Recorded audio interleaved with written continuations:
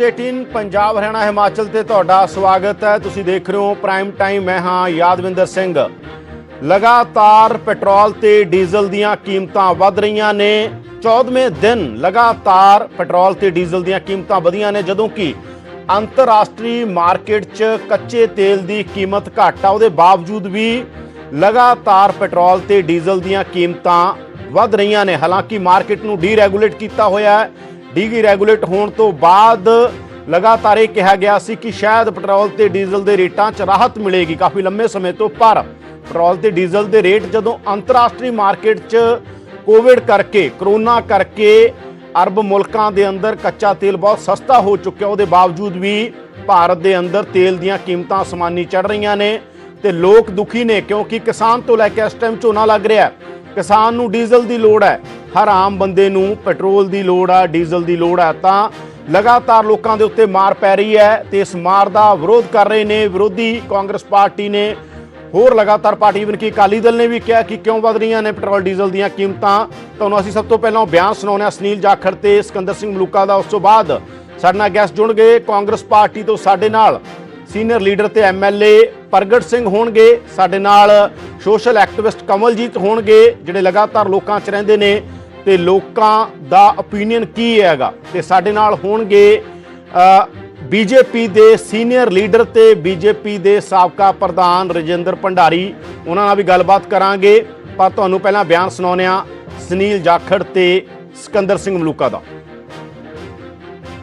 मारन या किसान की आमदन बढ़ाने की तैयारी है। मोदी साहब ने देख लो जिस तरह 16 रुपये के उत्ते टैक्स बढ़ा किसान के उत्ते बोझ पा रहे हैं। अगर आई पेट्रोल डीजल 34 रुपये 35 रुपये तुसीं उन्हां दे अगर पुराने रिकॉर्डिंग कढ़ के देखो, इन्हां दे जिहड़े लॉ मिनिस्टर साहब है इन्हां दे उदों की बोलते सी, अज की बोलते हैं।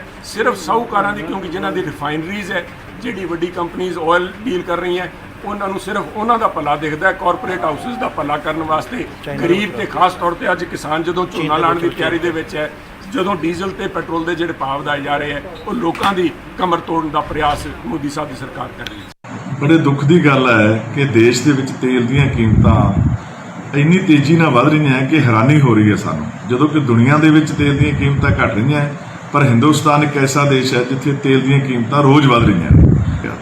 ये 13 दिन लगातार तेल ਵਧਾਉਣਾ सानू समझ नहीं आती भी की कारण है, की इन्हां दी जुगत है सरकार दी जिहड़ी कि रोज़ 13 दिनों दे विच रोज़ ਵਧਾਉਂਦੀ है, रोज़ ਵਧਾਉਂਦੀ है। बहुत फर्क पै गया जी, तेल का रेट बहुत वध गया है, जान आन जान बड़ी दिक्कत होंदी है, रेट घट होना चाहिए जी। आम आदमी की करूगा बेचारा, आम आदमी तो फसिया बेचारा, होर आम आदमी तो होर बोझ पाई जा रहे हैं। आप सरकारां बैठियां आराम नाल, आवाजाही से बहुत फर्क पिया जी। रेट बदलने नाल कईयां नूं तां आना जाना बंद हो गया जी। इस करके जो पेट्रोल ते डीजल का रेट नहीं वो जायज़ होना चाहिए। हर पासे यूपी बिहार सस्ता ही है, इत्थे महंगा ही सर कम फर्क तो पिया वा सर, पर की करें एडजस्ट तो करना ही पऊगा सर उन महामारी के नाल।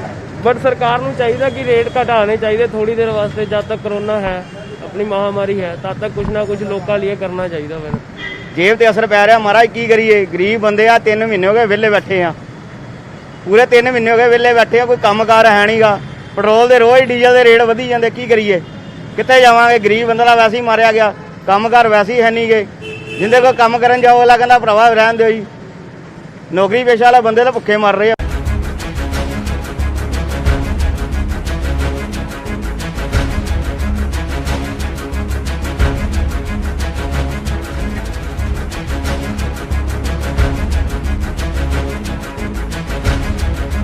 लगातार तुसीं देख रहे हो स्क्रीन के उत्ते लगातार पेट्रोल डीजल दीयां कीमतां पिछले 14 दिनों तो लगातार पेट्रोल डीजल दीयां कीमतां 'च वाधा हो रहा। साडे नाल सोशल एक्टिविस्ट कमल जी जुड़ चुके हैं, साडे नाल बीजेपी के साबका प्रधान ते सीनियर लीडर रजिंदर भंडारी जुड़नगे, ते साडे नाल MLA प्रगट सिंह कांग्रेस पार्टी तो, क्योंकि कांग्रेस पार्टी लगातार आलोचना कर रही है, आलोचना अकाली दल वालों भी हुई है। तो असीं सीधा चलते हैं सब तो पहला कमलजीत दे कोले।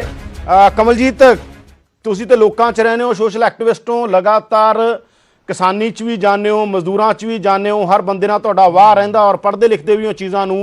अंतरराष्ट्री मार्केट के अंदर कच्चे तेल दीयां कीमतां घट ने, बाकी मुल्कां दे अंदर भी असीं देख रहे हैं कच्चे तेल दीयां कीमतां दे घट होण करके तेल दीयां कीमतां घट ने, पर साडे लगातार ਤੇਲ ਦੀਆਂ ਕੀਮਤਾਂ ਵੱਧ ਰਹੀਆਂ ਨੇ। ਡੀਰੈਗੂਲੇਟ ਕੀਤਾ ਗਿਆ ਸੀ ਇੱਕ ਦੌਰ 'ਚ ਮਾਰਕੀਟ ਨੂੰ, ਤੁਹਾਨੂੰ ਪਤਾ। ਉਸ ਤੋਂ ਬਾਅਦ ਲਗਾਤਾਰ ਇਹ ਪ੍ਰਚਾਰ ਕੀਤਾ ਗਿਆ ਸੀ ਚੀਜ਼ਾਂ ਸਸਤੀਆਂ ਹੋਣਗੀਆਂ, ਪਰ 14ਵੇਂ ਦਿਨ ਵੀ ਇੱਕ ਕਰੋਨਾ ਦੀ ਮਾਰ, ਲੋਕਾਂ ਦੇ ਬਿਜ਼ਨਸ ਬੰਦ ਨੇ, ਲੋਕਾਂ ਦਾ ਨੁਕਸਾਨ ਹੋਇਆ, ਦਿਹਾੜੀ ਵਾਲਿਆਂ ਦੀ ਦਿਹਾੜੀ ਨਹੀਂ, ਦੂਜੇ ਪਾਸੇ ਤੇਲ ਦੀਆਂ ਕੀਮਤਾਂ।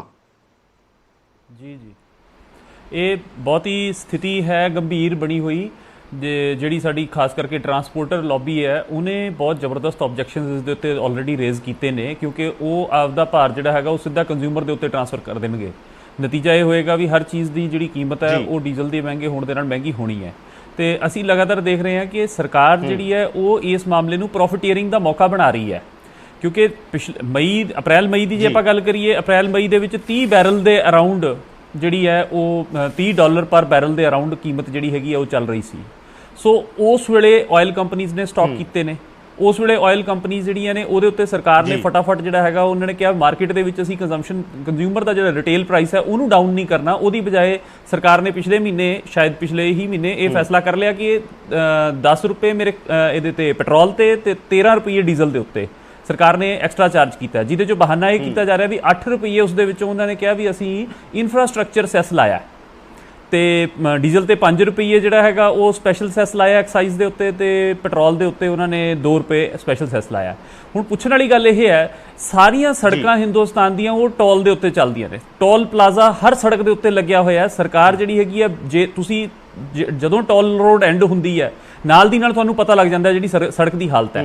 ਕੋਈ ਸਰਕਾਰ ਜਿਹੜੀ ਹੈ ਟੋਲ ਆਪਣੀ ਇਨਫਰਾਸਟ੍ਰਕਚਰ ਦੇ ਉੱਤੇ ਬੇਸਿਕ ਪੈਸਾ ਖਰਚਦੀ ਨਹੀਂ। ਜਿੱਥੇ ਨਵਾਂ ਪੁਲ ਬਣਦਾ ਨਾਲ ਦੀ ਨਾਲ ਉੱਥੇ ਟੋਲ ਲੱਗਦਾ। ਫਿਰ ਸਰਕਾਰ 8 ਰੁਪਏ ਤੇ ਜਿਹੜਾ ਹਰ ਡੀਜ਼ਲ ਦੇ ਪ੍ਰਾਈਸ ਦੇ ਉੱਤੇ, ਪੈਟਰੋਲ ਦੇ ਹਰ ਲੀਟਰ ਦੇ ਉੱਤੇ 8 ਰੁਪਏ ਚਾਰਜ ਕਰ ਰਹੀ ਹੈ ਪੂਰੇ ਦੇਸ਼ 'ਚੋਂ। ਇਹ ਕਾਹਦੇ ਵਾਸਤੇ ਕਰ ਰਹੀ ਹੈ? ਜਦੋਂ ਸਰਕਾਰ ਨੇ ਇਨਫਰਾਸਟ੍ਰਕਚਰ ਬਿਲਡਿੰਗ ਦੇ ਵਿੱਚੋਂ ਪਾਲਿਸੀ ਵਾਈਜ਼ ਆਪਣੇ ਆਪ ਨੂੰ ਬਾਹਰ ਕੱਢ ਲਿਆ, ਉਹ ਲਗਾਤਾਰ ਜਿਹੜਾ ਹੈਗਾ ਟੈਕਸ ਜਿਹੜਾ ਹੈਗਾ ਇਹ ਬਿਲਕੁਲ ਅਨਪ੍ਰੋਪੋਰਸ਼ਨੇਟ ਟੈਕਸ ਹੈ। ਇਹਦਾ ਕੋਈ ਸਿੱਧਾ ਰੈਸ਼ਨਲ ਜਿਹੜਾ ਹੈਗਾ ਉਹ ਸਰਕਾਰ ਕੋਲ ਹੈ ਨਹੀਂ, ਸਿਵਾਏ ਇਸ ਦੇ ਕਿ ਸਰਕਾਰ ਇਸ ਮੌਕੇ ਦਾ ਫਾਇਦਾ ਉਠਾਉਣਾ ਚਾਹੁੰਦੀ ਹੈ ਕਿ ਅਸੀਂ ਜਿਹੜਾ ਹੈ ਸਸਤੇ, ਜਿਹੜਾ ਇੰਟਰਨੈਸ਼ਨਲ ਮਾਰਕੀਟ 'ਚ ਸਸਤਾ ਡੀਜ਼ਲ ਤੇ ਪੈਟਰੋਲ ਆ ਰਿਹਾ ਹੈ, ਸੋ ਉਸ ਮੌਕੇ ਦਾ ਇਸਤੇਮਾਲ ਕਰਕੇ ਵੱਧ ਤੋਂ ਵੱਧ ਪੈਸਾ ਕਮਾਉਣ ਦੀ ਜਿਹੜੀ ਕੋਸ਼ਿਸ਼ ਹੈ ਉਹ ਸੈਂਟਰਲ ਗਵਰਨਮੈਂਟ ਦੀ ਸਪਸ਼ਟ ਦੇ ਵਿੱਚੋਂ ਸਾਹਮਣੇ ਆ ਰਹੀ ਹੈ। ਅਸੀਂ ਇਹ ਸਮਝਦੇ ਹਾਂ ਵੀ ਇੱਕ ਪਾਸੇ ਸਰਕਾਰ ਜਿਹੜੀ ਹੈਗੀ ਹੈ ਕੋਵਿਡ-19 ਦੇ ਦੌਰ ਦੇ ਵਿੱਚ ਸਰਕਾਰ ਸਾਫ਼ ਆਪਦੇ ਸਾਰੀਆਂ ਜ਼ਿੰਮੇਵਾਰੀਆਂ ਤੋਂ ਫੇਲ ਹੋ ਰਹੀ ਹੈ। ਇੱਕ ਪਾਸੇ ਲੋਕਾਂ ਦਾ ਟੋਟਲ ਰੁਜ਼ਗਾਰ ਜਿਹੜਾ ਹੈਗਾ ਅਨਪਲੈਨਡ ਲਾਕਡਾਊਨ ਕਰਕੇ ਉਹ ਬਿਲਕੁਲ ਨਸ਼ਟ ਹੋ ਗਿਆ ਹੈ। ਸੋ ਉਸ ਦੌਰ ਦੇ ਵਿੱਚ ਸਰਕਾਰ ਪ੍ਰੋਫਿਟੀਅਰਿੰਗ ਦੀ ਕੰਮ ਕਰ ਰਹੀ ਹੈ। ਜਿਹੜੀਆਂ ਆਇਲ ਕੰਪਨੀਆਂ ਨੇ ਉਸ ਨੂੰ ਖੁੱਲੀ ਛੁੱਟੀ ਇਸ ਵੇਲੇ ਸਰਕਾਰ ਨੇ ਦੇ ਦਿੱਤੀ ਹੈ। ਕਮਲੇ ਲੰਬੀ ਗੱਲਬਾਤ ਚੱਲਣੀ ਹੈ, ਦੁਬਾਰਾ ਤੁਹਾਡੇ ਕੋਲ ਵਾਪਸ ਆਉਣੇ ਆ। ਰਜਿੰਦਰ ਭੰਡਾਰੀ ਵੀ ਬੀਜੇਪੀ ਦੇ ਪ੍ਰਧਾਨ ਸਾਡੇ ਨਾਲ ਜੁੜ ਚੁੱਕੇ ਨੇ, ਉਹਨਾਂ ਤੋਂ ਜਵਾਬ ਲੈਣੇ ਇਸ ਗੱਲ ਦਾ। ਰਜਿੰਦਰ ਭੰਡਾਰੀ ਜੀ, ਤੁਹਾਡਾ ਅਲਾਇੰਸ ਪਾਰਟਨਰ ਆ ਸ਼੍ਰੋਮਣੀ ਅਕਾਲੀ ਦਲ, ਸਿਕੰਦਰ ਸਿੰਘ ਮਲੂਕਾ ਦਾ ਜੇ ਕਹੋ ਦੁਬਾਰਾ ਬਿਆਨ ਸੁਣਾ ਦਿੰਦੇ ਆ। ਉਹਨਾਂ ਨੇ ਵੀ ਇਹ ਤੁਹਾਡੀ ਸਰਕਾਰ ਦੀ ਆਲੋਚਨਾ ਕੀਤੀ ਆ, ਮੋਦੀ ਸਰਕਾਰ ਦੀ, ਕਿ ਕਿਉਂ ਪੈਟਰੋਲ ਦੀਆਂ ਡੀਜ਼ਲ ਦੀਆਂ ਕੀਮਤਾਂ ਵੱਧ ਰਹੀਆਂ ਨੇ ਤੇ ਨਹੀਂ ਵਧਣੀਆਂ ਚਾਹੀਦੀਆਂ। ਸ਼੍ਰੋਮਣੀ ਅਕਾਲੀ ਦਲ ਤੁਹਾਡਾ ਅਲਾਇੰਸ ਪਾਰਟਨਰ ਆ, ਉਹ ਇਹ ਗੱਲ ਕਹਿ ਰਿਹਾ ਹੈਗਾ, ਤੇ ਕਮਲਜੀਤ ਹੋਰੀ ਵੀ ਕਹਿ ਰਹੇ ਨੇ ਕਿ ਕਿਉਂ ਐ ਹੋ ਰਿਹਾ ਹੈਗਾ ਕਿ ਪੈਟਰੋਲ ਡੀਜ਼ਲ ਦੀਆਂ ਕੀਮਤਾਂ ਲੋਕਾਂ ਦੇ ਪਹਿਲੇ ਹੀ ਮਾਰ ਪਈ ਆ, ਔਰ ਇੰਟਰਨੈਸ਼ਨਲ ਮਾਰਕੀਟ ਜਦੋਂ ਕੱਚੇ ਤੇਲ ਦੀਆਂ ਕੀਮਤਾਂ ਘੱਟ ਨੇ ਫਿਰ ਕਿਉਂ ਪੈਟਰੋਲ ਡੀਜ਼ਲ ਦੀਆਂ ਕੀਮਤਾਂ ਵੱਧ ਰਹੀਆਂ ਨੇ? ਦੇਖੋ, ਪੈਟਰੋਲ ਡੀਜ਼ਲ ਦਾ ਜਿੱਥੇ ਤੱਕ ਤਾਲੁਕ ਹੈਗਾ, ਇਹਨੂੰ ਤਾਂ ਪਹਿਲਾਂ ਇਨ ਆਈਸੋਲੇਸ਼ਨ ਨਹੀਂ ਦੇਖਣਾ ਚਾਹੀਦਾ। ਹੁਣ ਮੇਰੇ ਮਿੱਤਰ ਪਹਿਲਾਂ ਬੋਲ ਰਹੇ ਸੀਗੇ ਕਿ ਦੇਖੋ ਜੀ ਇਨਫਰਾਸਟ੍ਰਕਚਰ ਦਾ ਹਾਲ ਤਾਂ ਬੁਰਾ ਹੈ। ਜੇ ਮੋਦੀ ਗਵਰਨਮੈਂਟ ਦੇ ਦੌਰਾਨ ਵੀ ਇਨਫਰਾਸਟ੍ਰਕਚਰ ਦਾ ਹਾਲ ਬੁਰਾ ਹੈ ਤੇ ਇਹਦਾ ਮਤਲਬ ਹੈ ਕਿ ਜਿਹੜਾ ਤੁਸੀਂ ਸਟੈਂਡਰਡ ਫਿਕਸ ਕਰ ਰਹੇ ਹੋ, ਪਤਾ ਨਹੀਂ ਕਿਹੜਾ ਸਟੈਂਡਰਡ ਫਿਕਸ ਕਰ ਰਹੇ ਹੋਵੋਗੇ। ਅੱਜ ਨਿਤਨ ਗਡਕਰੀ ਸਾਹਿਬ ਨੂੰ ਜਦ ਮੈਂ ਸੁਣਦਾ, ਉਹ ਕੋਈ ਨਾ ਕੋਈ ਜਿਹੜੀ ਹੈ ਕੋਈ ਈਸਟਰਨ ਕੋਰੀਡੋਰ, ਕੋਈ ਨੈਸ਼ਨਲ ਹਾਈਵੇ ਉੱਥੇ ਐਕਸਟੈਂਡ ਕਰਤਾ, ਕੋਈ ਦਿੱਲੀ ਤੋਂ ਲੈ ਕੇ ਮਾਂ ਵੈਸ਼ਨੋ ਦੇਵੀ ਤੱਕ, ਕਟਰੇ ਤੱਕ ਜਿਹੜੀ ਐਕਸਪ੍ਰੈਸ ਰੋਡ ਕਰਤੀ। 30 ਕਿਲੋਮੀਟਰ ਪਰ ਡੇ ਰੋਡਸ ਐਵਰੇਜ ਬਣ ਰਹੀ ਹੈ। ਸੋ ਇਨਫਰਾਸਟ੍ਰਕਚਰ ਤੇ ਖਰਚਾ ਨਹੀਂ ਹੋ ਰਿਹਾ, ਹੋਰ ਕੀ ਹੋ ਰਿਹਾ? ਫਿਰ 5 ਸਾਲ ਮੋਦੀ ਜੀ ਨੇ ਕਰਪਸ਼ਨ ਫ੍ਰੀ, ਘੁਟਾਲਾ ਫ੍ਰੀ, ਕਿਸੇ ਤਰ੍ਹਾਂ ਦੀ ਆਪਾਂ ਪੈਟਰੋਲ ਤੇ ਆਈਏ ਪਹਿਲਾਂ। ਪੈਟਰੋਲ ਤੇ ਬਾਕੀ ਚੀਜ਼ਾਂ ਬਾਅਦ ਚ ਚੱਲਦੀਆਂ ਰਹਿਣੀਆਂ ਸਰ। ਪੈਟਰੋਲ ਤੇ ਜੇ ਪਹਿਲੀ ਟਿੱਪਣੀ ਦੇ ਦਿਓ ਤੁਸੀਂ। ਮੈਂ ਦੇ ਦਿੰਦਾ। ਮੈਂ ਉਹਨਾਂ ਦੀ ਗੱਲ ਦਾ ਜਵਾਬ ਦੇ ਰਿਹਾ ਸੀ ਜਿਹੜੇ ਕਹਿੰਦੇ ਜੀ ਇਨਫਰਾਸਟ੍ਰਕਚਰ ਸੈਸ ਲਾਤਾ, ਵਧਾਤਾ ਤੇ ਇਨਫਰਾਸਟ੍ਰਕਚਰ ਤੇ ਖਰਚ ਨਹੀਂ ਹੋ ਰਿਹਾ। देखो ऐसा है, मोदी सरकार एक जिम्मेवार सरकार है और एक साफ सुथरी सरकार है। पेट्रोल ਦੀਆਂ ਕੀਮਤਾਂ ਦਾ ਉਹ ਨਹੀਂ ਹੈ ਜਿਹੜੀਆਂ ਯੂਪੀਏ ਦੇ ਟਾਈਮ ਨਹੀਂ ਹੋਈਆਂ। ਯੂਪੀਏ ਟਾਈਮ ਵੀ ਇਹੋ ਜਿਹੀਆਂ ਪੈਟਰੋਲ ਦੀਆਂ ਕੀਮਤਾਂ ਹੋਈਆਂ ਔਰ ਵਿੱਚੋਂ ਜਦ ਜ਼ਰੂਰਤ ਪਈ, ਮੈਨੂੰ ਅਜੇ ਵੀ ਯਾਦ ਹੈ 3-4 ਸਾਲ ਪਹਿਲਾਂ ਜਿਹੜਾ ਹੈਗਾ ਐਕਸਾਈਜ਼ ਡਿਊਟੀ ਮੋਦੀ ਗਵਰਨਮੈਂਟ ਨੇ ਘਟਾਈ ਵੀ ਸੀ, ਔਰ ਆਪਣੀਆਂ ਸਟੇਟ ਗਵਰਨਮੈਂਟਾਂ ਨੂੰ, ਜਿਹੜੇ ਬੀਜੇਪੀ ਦੀ ਸਟੇਟ ਗਵਰਨਮੈਂਟਾਂ ਸੀ, ਉਹਨਾਂ ਨੂੰ ਕਿਹਾ ਸੀ ਕਿ ਵੈਟ ਤੁਸੀਂ 4 ਤੋਂ 5 ਰੁਪਏ ਪਰ ਲੀਟਰ ਜਿਹੜਾ ਹੈ ਉਹ ਵੈਟ ਘਟਾਓ, ਔਰ ਉਹ ਬੀਜੇਪੀ ਗਵਰਨਮੈਂਟਾਂ ਨੇ ਉਹ ਘਟਾਇਆ ਵੀ ਸੀ। ਜੇ ਘਟਾਇਆ ਨਹੀਂ ਤੇ ਕੈਪਟਨ ਨੇ ਘਟਾਇਆ, ਔਰ ਕੈਪਟਨ ਹੁਣ ਦੇਖ ਲਓ ਕਿ ਕੈਪਟਨ ਨੇ ਆਪਣਾ ਵੈਟ ਵਧਾ ਲਿਆ ਆਹ ਸਾਰੇ ਰੋਲੇ ਰੱਪੇ 'ਚ। ਸੋ ਜਿਹਦਾ ਜਿਸ ਤਰੀਕੇ ਨਾਲ ਕਹਿੰਦੇ ਹੈ ਨਾ ਕਿ ਮਹਾਰਾਜ ਇਹ ਸੈਂਟਰ ਗਵਰਨਮੈਂਟ ਕਰ ਰਹੀ ਹੈ, ਪੰਜਾਬ ਗਵਰਨਮੈਂਟ ਤਾਂ ਕਰਦੀ ਹੀ ਕੁਛ ਨਹੀਂ, ਉਹ ਕਿਸ ਖੁਸ਼ੀ ਦੇ ਵਿੱਚ ਜਿਹੜੀ ਹੈ ਉਹ ਆਪਣਾ ਵੈਟ ਵਧਾਈ ਜਾਂਦੀ ਹੈ ਪੈਟਰੋਲ ਤੇ। ਐਨੀਵੇ ਮੇਰੇ ਕਹਿਣ ਦਾ ਮਕਸਦ ਹੈ ਦੋ ਚੀਜ਼ਾਂ ਦੇ ਵਿੱਚ ਬੈਲੈਂਸ ਜਿਹੜਾ ਹੈਗਾ ਉਹ ਸਾਡੀ ਗਵਰਨਮੈਂਟ ਕਰਨਾ ਚਾਹੁੰਦੀ। ਪਹਿਲੀ ਗੱਲ ਹੈ ਕਿ ਲੋਕਾਂ ਦੇ ਉੱਤੇ ਜ਼ਿਆਦਾ ਉਸ ਚੀਜ਼ ਦਾ ਪ੍ਰਭਾਵ ਨਾ ਹੋਵੇ, ਕੋਸ਼ਿਸ਼ ਕੀਤੀ ਜਾਂਦੀ ਹੈ। ਔਰ ਪਹਿਲੇ 4 ਸਾਲ ਮੈਂ ਆਥੈਂਟਿਕਲੀ ਕਹਿ ਰਿਹਾ, ਮੋਦੀ ਗਵਰਨਮੈਂਟ ਦੇ ਪਿਛਲੀ ਗਵਰਨਮੈਂਟ ਦੇ ਪਹਿਲੇ 4 ਸਾਲ 90 ਪੈਸੇ ਪਰ ਈਅਰ ਜਿਹੜੇ ਹੈ ਉਹ ਪੈਟਰੋਲੀਅਮ ਦੇ ਪ੍ਰਾਈਸਿਸ ਵਧੇ ਸੀ। ਸੋ ਜਿੱਥੇ ਕੰਟਰੋਲ ਕੀਤਾ ਔਰ ਪਿਛਲੀ ਗਵਰਨਮੈਂਟ ਦੇ ਦੌਰਾਨ ਐਕਸਾਈਜ਼ ਡਿਊਟੀ ਵੀ ਘਟਾਈ, ਜੇ ਹੁਣ ਵਧਾਉਣ ਦੀ ਨੌਬਤ ਆਈ ਹੈ ਉਹ ਵੀ ਵਧਾਈ in the wider interest of the nation. ਸੋ ਇਸ ਕਾਰਨ ਇਹ ਉੱਤੇ ਥੱਲੇ ਹੋ ਹੀ ਜਾਣਾ, ਲੇਕਿਨ ਇਸ ਗੱਲ ਦੀ ਗਾਰੰਟੀ ਹੈ ਕਿ ਟੈਕਸ ਜਿਸ ਤਰੀਕੇ ਨਾਲ ਵੀ ਵਧੇ ਜਾਂ ਪਰ ਇੱਕ ਗੱਲ ਸਮਝਾਓਗੇ ਭੰਡਾਰੀ ਜੀ, ਇੱਕ ਗੱਲ ਸਮਝਾਓਗੇ ਕਿ ਜਦੋਂ ਇੰਟਰਨੈਸ਼ਨਲ ਮਾਰਕੀਟ 'ਚ ਕੱਚੇ ਤੇਲ ਦੀਆਂ ਕੀਮਤਾਂ ਘੱਟ ਨੇ, ਜਦੋਂ ਬਾਕੀ ਮੁਲਕਾਂ ਨਾਲ ਅਸੀਂ ਕੰਪੈਰੀਜ਼ਨ ਕਰਦੇ ਹਾਂ, ਤੁਸੀਂ ਕਰਕੇ ਦੇਖ ਲਓ ਬਾਕੀ ਮੁਲਕਾਂ ਦੇ ਅੰਦਰ ਪੈਟਰੋਲ ਡੀਜ਼ਲ ਦੇ ਰੇਟ ਘੱਟ ਨੇ ਜਾਂ ਗੈਸ ਦੇ, ਤਾਂ ਸਾਡੇ ਕਿਉਂ ਜਦੋਂ ਕੱਚੇ ਤੇਲ ਦੀਆਂ ਇੰਟਰਨੈਸ਼ਨਲ ਮਾਰਕੀਟ 'ਚ ਘੱਟ ਨੇ ਇੱਥੇ ਕਿਉਂ ਵੱਧ ਰਿਹਾ ਹੈਗਾ? ਦੇਖੋ ਐਸਾ ਹੈ ਕਿ ਇਹ ਕੋਈ ਨਾ ਬੀਜੇਪੀ ਗਵਰਨਮੈਂਟ ਦੇ ਵਿੱਚ ਇਦਾਂ ਹੋਇਆ, ਐਸਾ ਕੁਝ ਨਹੀਂ ਹੈ, ਇਹ ਯੂਪੀਏ ਗਵਰਨਮੈਂਟ 'ਚ ਵੀ ਹੁੰਦਾ ਰਿਹਾ। ਨੰਬਰ 2, ਜਦ ਇੰਟਰਨੈਸ਼ਨਲ ਪ੍ਰਾਈਸਿਸ ਬਹੁਤ ਵੱਧ ਗਈਆਂ ਤਦ ਵੀ ਉਹ ਬੈਲੈਂਸ ਕਰਦੇ ਆ, ਨਾਲ ਹੀ ਐਕਸਾਈਜ਼ ਡਿਊਟੀ ਘਟਾਉਂਦੇ ਆ ਉਹਨੂੰ ਬੈਲੈਂਸ ਕਰਨ ਵਾਸਤੇ। ਇਸ ਕਾਰਨ ਇਹਨੂੰ ਇਨ ਆਈਸੋਲੇਸ਼ਨ ਨਹੀਂ ਦੇਖਿਆ ਜਾ ਸਕਦਾ ਕਿ ਇੰਟਰਨੈਸ਼ਨਲ ਪ੍ਰਾਈਸਿਸ ਘਟ ਗਈਆਂ ਇਸ ਕਾਰਨ ਪੈਟਰੋਲ ਦੀਆਂ ਪ੍ਰਾਈਸਿਸ ਵਧਣਾ। ਜੇ ਕੱਲ ਨੂੰ ਇੰਟਰਨੈਸ਼ਨਲ ਪ੍ਰਾਈਸਿਸ ਵੱਧ ਵੀ ਗਈਆਂ ਉਹਦੇ ਬਾਵਜੂਦ ਵੀ ਐਕਸਾਈਜ਼ ਡਿਊਟੀ ਅੱਗੇ ਵੀ ਗਵਰਨਮੈਂਟ ਨੇ ਘਟਾਈ ਸੀ, ਫਿਰ ਵੀ ਗਵਰਨਮੈਂਟ ਘਟਾਏਗੀ। ਤਾਂ ਕਮਲ ਜਿਹੜੀ ਇਹ ਗੱਲ ਕਹਿ ਰਹੇ ਨੇ ਕਿ ਯੂਪੀਏ ਦੇ ਟਾਈਮ ਵੀ ਤਾਂ ਇਹੀ ਹੁੰਦਾ ਸੀਗਾ ਕੀ ਕਮਲ ਇਹ ਇਸ ਗੱਲ ਦੇ ਨਾਲ ਐਕਸਕਿਊਜ਼ ਜਿਹੜਾ ਇਹ ਕਹਿ ਰਹੇ ਨੇ ਕਿ ਯੂਪੀਏ ਸਰਕਾਰ ਦੇ ਟਾਈਮ ਵੀ ਹੁੰਦੇ? ਮੈਂ ਉਹਨਾਂ ਭੰਡਾਰੀ ਤੁਹਾਡੇ ਕੋਲੇ ਕਮਲ ਕੀ ਇਹ ਲੌਜਿਕ ਜਿਹੜਾ ਭੰਡਾਰੀ ਜੀ ਦੇ ਰਹੇ ਨੇ ਕਿ ਯੂਪੀਏ ਸਰਕਾਰ ਦੇ ਟਾਈਮ ਵੀ ਹੁੰਦਾ ਸੀਗਾ, ਸਾਡੀ ਸਰਕਾਰ ਤੇ ਕੋਸ਼ਿਸ਼ ਕਰ ਰਹੀ ਹੈ, ਅਸੀਂ ਤਾਂ ਬਹੁਤ ਕੁਝ ਕਰ ਰਹੇ ਹਾਂ, ਇਸ ਤਾਂ ਬਿਹਤਰ ਕੀਤਾ ਹੈਗਾ, ਤੇ ਇੰਟਰਨੈਸ਼ਨਲ ਮਾਰਕੀਟ ਜਦੋਂ ਜ਼ਿਆਦਾ ਵੱਧ ਜਾਂਦੇ ਨੇ ਉਦੋਂ ਵੀ ਅਸੀਂ ਉਹਨੂੰ ਬੈਲੈਂਸ ਕਰਦੇ ਹਾਂ? ਨਹੀਂ, ਇਹ ਦੇਖੀਏ ਆਪਾਂ ਜਿਹੜੀ ਇਹਨਾਂ ਦਾ ਸਟਾਈਲ ਹੈ ਨਾ ਪੋਲਿਟਿਸਾਈਜ਼ਿੰਗ ਦਾ, ਉਹ ਹੈਗਾ ਕਿ ਕਾਂਗਰਸ ਬਲੇਮ ਕਰਦੀ ਰਹੇਗੀ ਬੀਜੇਪੀ ਨੂੰ, ਬੀਜੇਪੀ ਬਲੇਮ ਕਰਦੀ ਰਹੇਗੀ ਕਾਂਗਰਸ ਨੂੰ, ਸੈਂਟਰ ਬਲੇਮ ਕਰਦੀ ਰਹੇਗੀ ਸਟੇਟ ਨੂੰ, ਸਟੇਟ ਬਲੇਮ ਕਰਦੀ ਰਹੇਗੀ ਸੈਂਟਰ ਨੂੰ। ਲੇਕਿਨ ਮਾਮਲਾ ਤਾਂ ਇਹ ਹੈ ਕਿ ਲੋਕਾਂ ਦੀ ਜੇਬ ਦੇ ਉੱਤੇ ਲਗਾਤਾਰ ਬੋਝ ਪੈ ਰਿਹਾ ਹੈ। ਜੇ ਲੋਕਾਂ ਨੂੰ ਅਸੀਂ ਫੁੱਟਬਾਲ ਵਾਂਗੂ ਇੱਕ ਨੇ ਉਧਰੋਂ ਠੁੱਡ ਮਾਰਤੀ, ਦੂਜੇ ਨੇ ਉਧਰੋਂ ਠੁੱਡ ਮਾਰਤੀ, ਜਿਹੜੀ ਇਹੀ ਤਾਂ ਪੋਜੀਸ਼ਨ ਹੈ, ਇਹੀ ਤਾਂ ਦਿੱਕਤ ਹੈ। ਹੁਣ ਇਹ ਭੰਡਾਰੀ ਸਾਹਿਬ ਨੇ ਕਹਿਤਾ ਵੀ ਇਹ ਤਾਂ ਜੀ ਸਟੇਟ ਨੂੰ ਆਪਣੇ ਵੈਟ ਨੂੰ ਕੰਟਰੋਲ ਕਰ ਲੈਣਾ ਚਾਹੀਦਾ। ਹੁਣ ਸਟੇਟਾਂ ਜਿਹੜੀਆਂ ਨੇ ਉਹ ਵਾਪਸ ਕਹਿ ਦਿੰਦੀਆਂ ਨੇ ਕਿ ਅਸੀਂ ਆਪਣੇ ਖਰਚੇ ਕਿੱਥੋਂ ਪੂਰੇ ਕਰਨੇ ਨੇ, ਅਸੀਂ ਆਪਣਾ ਕੋਈ ਨਾ ਕੋਈ ਟੈਕਸੇਸ਼ਨ ਜਿਹੜੀ ਹੈਗੀ ਹੈ ਕਰਨੀ ਹੈ, ਸਾਨੂੰ ਸਾਡਾ ਹਿੱਸਾ ਚਾਹੀਦਾ, ਇਸ ਵਾਸਤੇ ਸਟੇਟ ਆਪਣੇ ਆਪ ਨੂੰ ਜਸਟੀਫਾਈ ਕਰਦੀ ਹੈ। ਲੇਕਿਨ ਇਸ ਦੋਨਾਂ ਦੀ ਬਲੇਮ ਗੇਮ ਦੇ ਵਿੱਚ ਆਮ ਲੋਕ ਮਾਰੇ ਜਾ ਰਹੇ ਨੇ। ਮਤਲਬ ਇਸ ਦੌਰ 'ਚ ਜਦੋਂ ਲੋਕਾਂ ਦੀਆਂ ਨੌਕਰੀਆਂ ਵੱਡੇ ਪੱਧਰ ਦੇ ਉੱਤੇ ਛੁੱਟ ਗਈਆਂ ਨੇ ਤੇ ਸਾਡੇ ਗਵਰਨਮੈਂਟ ਕੋਲ ਕੋਈ ਆਲਟਰਨੇਟ ਇੰਤਜ਼ਾਮ ਨਹੀਂ, ਉਸ ਦੌਰ ਦੇ ਵਿੱਚ ਪ੍ਰਾਈਸਿਸ ਦਾ ਵੱਧ ਜਾਣਾ, ਤੁਸੀਂ ਸਮਝਦੇ ਹੋ ਇਹ ਬਿਲਕੁਲ ਲੋਕਾਂ ਨੂੰ ਭੁੱਖੇ ਮਾਰਨ ਵਾਲੀ ਗੱਲ ਹੋ ਜਾਣੀ ਹੈ। ਲੋਕਾਂ ਨੂੰ ਭੁੱਖੇ ਮਾਰਨ ਤੱਕ ਚੱਲ ਜਾਣਗੀਆਂ ਸਰਕਾਰਾਂ, ਕਿਉਂਕਿ ਇੱਕ ਪਾਸੇ ਉਹਨਾਂ ਕੋਲ ਰੁਜ਼ਗਾਰ ਦਾ ਸਾਧਨ ਖਤਮ ਹੋ ਗਿਆ, ਇੱਕ ਪਾਸੇ ਨੌਕਰੀਆਂ ਵੱਡੇ ਪੱਧਰ ਦੇ ਉੱਤੇ ਬੰਦ ਹੋ ਗਈਆਂ ਜਾਂ ਛੁੱਟ ਗਈਆਂ, ਕੱਢ ਦਿੱਤੇ ਗਏ ਨੇ ਲੋਕ ਬਹੁਤ ਵੱਡੇ ਪੱਧਰ ਦੇ ਉੱਤੇ, ਦੂਜੇ ਪਾਸੇ ਤੁਸੀਂ ਉਹਦੀਆਂ ਕੀਮਤਾਂ ਬਹੁਤ ਜ਼ਿਆਦਾ ਵਧਾ ਦੋਗੇ। ਔਰ ਡੀਜ਼ਲ ਦੀ ਪ੍ਰਾਈਸ ਐਸੀ ਬੇਸਿਕ ਪ੍ਰਾਈਸ ਹੈ ਜਿਸ ਦੇ ਵਧਣ ਦੇ ਨਾਲ ਹਰ ਚੀਜ਼ ਮਹਿੰਗੀ ਹੋਣੀ ਹੈ। ਇਸ ਦਾ ਅਸਰ ਦਾਲਾਂ ਤੇ, ਇਸ ਦਾ ਅਸਰ ਹਰ ਖਾਣ ਵਾਲੀ ਚੀਜ਼ ਦੇ ਉੱਤੇ, ਹਰ ਘਰੇਲੂ ਇਸਤੇਮਾਲ ਦੀ ਚੀਜ਼ ਦੇ ਉੱਤੇ ਡਾਇਰੈਕਟ ਅਸਰ ਉਸ ਦਾ ਪੈਣਾ ਹੈ। ਆਲਰੇਡੀ ਟਰਾਂਸਪੋਰਟ ਲੌਬੀ ਕਹਿ ਚੁੱਕੀ ਹੈ ਵੀ ਸਾਨੂੰ ਤਾਂ ਬਹੁਤ ਔਖਾ ਹੋ ਰਿਹਾ ਹੈ, ਸਾਨੂੰ ਸਟੇਟਾਂ ਦੇ ਉੱਤੇ ਸਾਡੇ ਤੋਂ 1200 ਰੁਪਈਆ ਜਿਹੜਾ ਹੈਗਾ ਗੁੰਡਾ ਟੈਕਸ ਲਿਆ ਜਾ ਰਿਹਾ ਹੈ, ਰਿਸ਼ਵਤਾਂ ਲਈਆਂ ਜਾ ਰਹੀਆਂ ਨੇ, ਪਲੱਸ ਸਾਡੇ ਤੇ ਹੁਣ ਡੀਜ਼ਲ ਦਾ ਭਾਰ ਪਾ ਦਿੱਤਾ। ਇਸ ਕਰਕੇ ਟਰਾਂਸਪੋਰਟ ਲੌਬੀ ਨੇ ਆਲਰੇਡੀ ਅਲਟੀਮੇਟਮ ਦਿੱਤਾ ਹੋਇਆ। ਨਤੀਜਾ ਕੀ ਹੋਣਾ? ਉਹ ਆਪਣਾ ਫਾਈਨਲੀ ਕੀ ਕਰਨਗੇ? ਉਹ ਆਪਣੇ ਪ੍ਰਾਈਸਿਸ ਵਧਾ ਦੇਣਗੇ। ਜਿਵੇਂ ਹੀ ਉਹ ਆਪਣੇ ਪ੍ਰਾਈਸਿਸ ਵਧਾਣਗੇ ਨਾਲ ਦੀ ਨਾਲ ਹਰ ਚੀਜ਼ ਦੇ ਉੱਤੇ ਪ੍ਰਾਈਸਿਸ ਵੱਧ ਜਾਣਗੇ। ਸੋ ਇਸ ਕਰਕੇ ਬਿਲਕੁਲ ਕਮਲ ਤੁਹਾਡੇ ਕੋਲ ਵਾਪਸ ਆਉਣਾ, ਸਾਡੇ ਨਾਲ ਪ੍ਰਗਟ ਸਿੰਘ ਕਾਂਗਰਸ ਪਾਰਟੀ ਦੇ ਐਮਐਲਏ ਤੇ ਸੀਨੀਅਰ ਲੀਡਰ ਪ੍ਰਗਟ ਸਿੰਘ ਜੁੜ ਚੁੱਕੇ ਨੇ।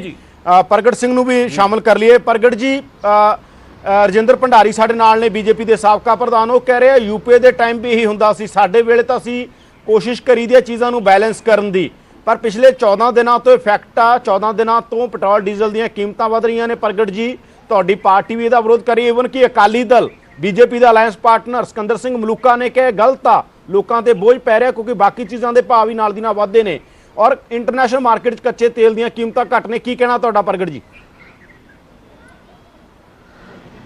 ਯਾਦਵਿੰਦਰ ਜੀ, ਵੈਸੇ ਤਾਂ ਭੰਡਾਰੀ ਜੀ ਬਹੁਤ ਸਿਆਣੇ ਬੰਦੇ ਹੈਗੇ ਆ, ਪਰ ਅਸਲੀ ਗੱਲ ਹੈ ਅਸਲੀਅਤ ਤੇ ਨਹੀਂ ਆਉਂਦੇ।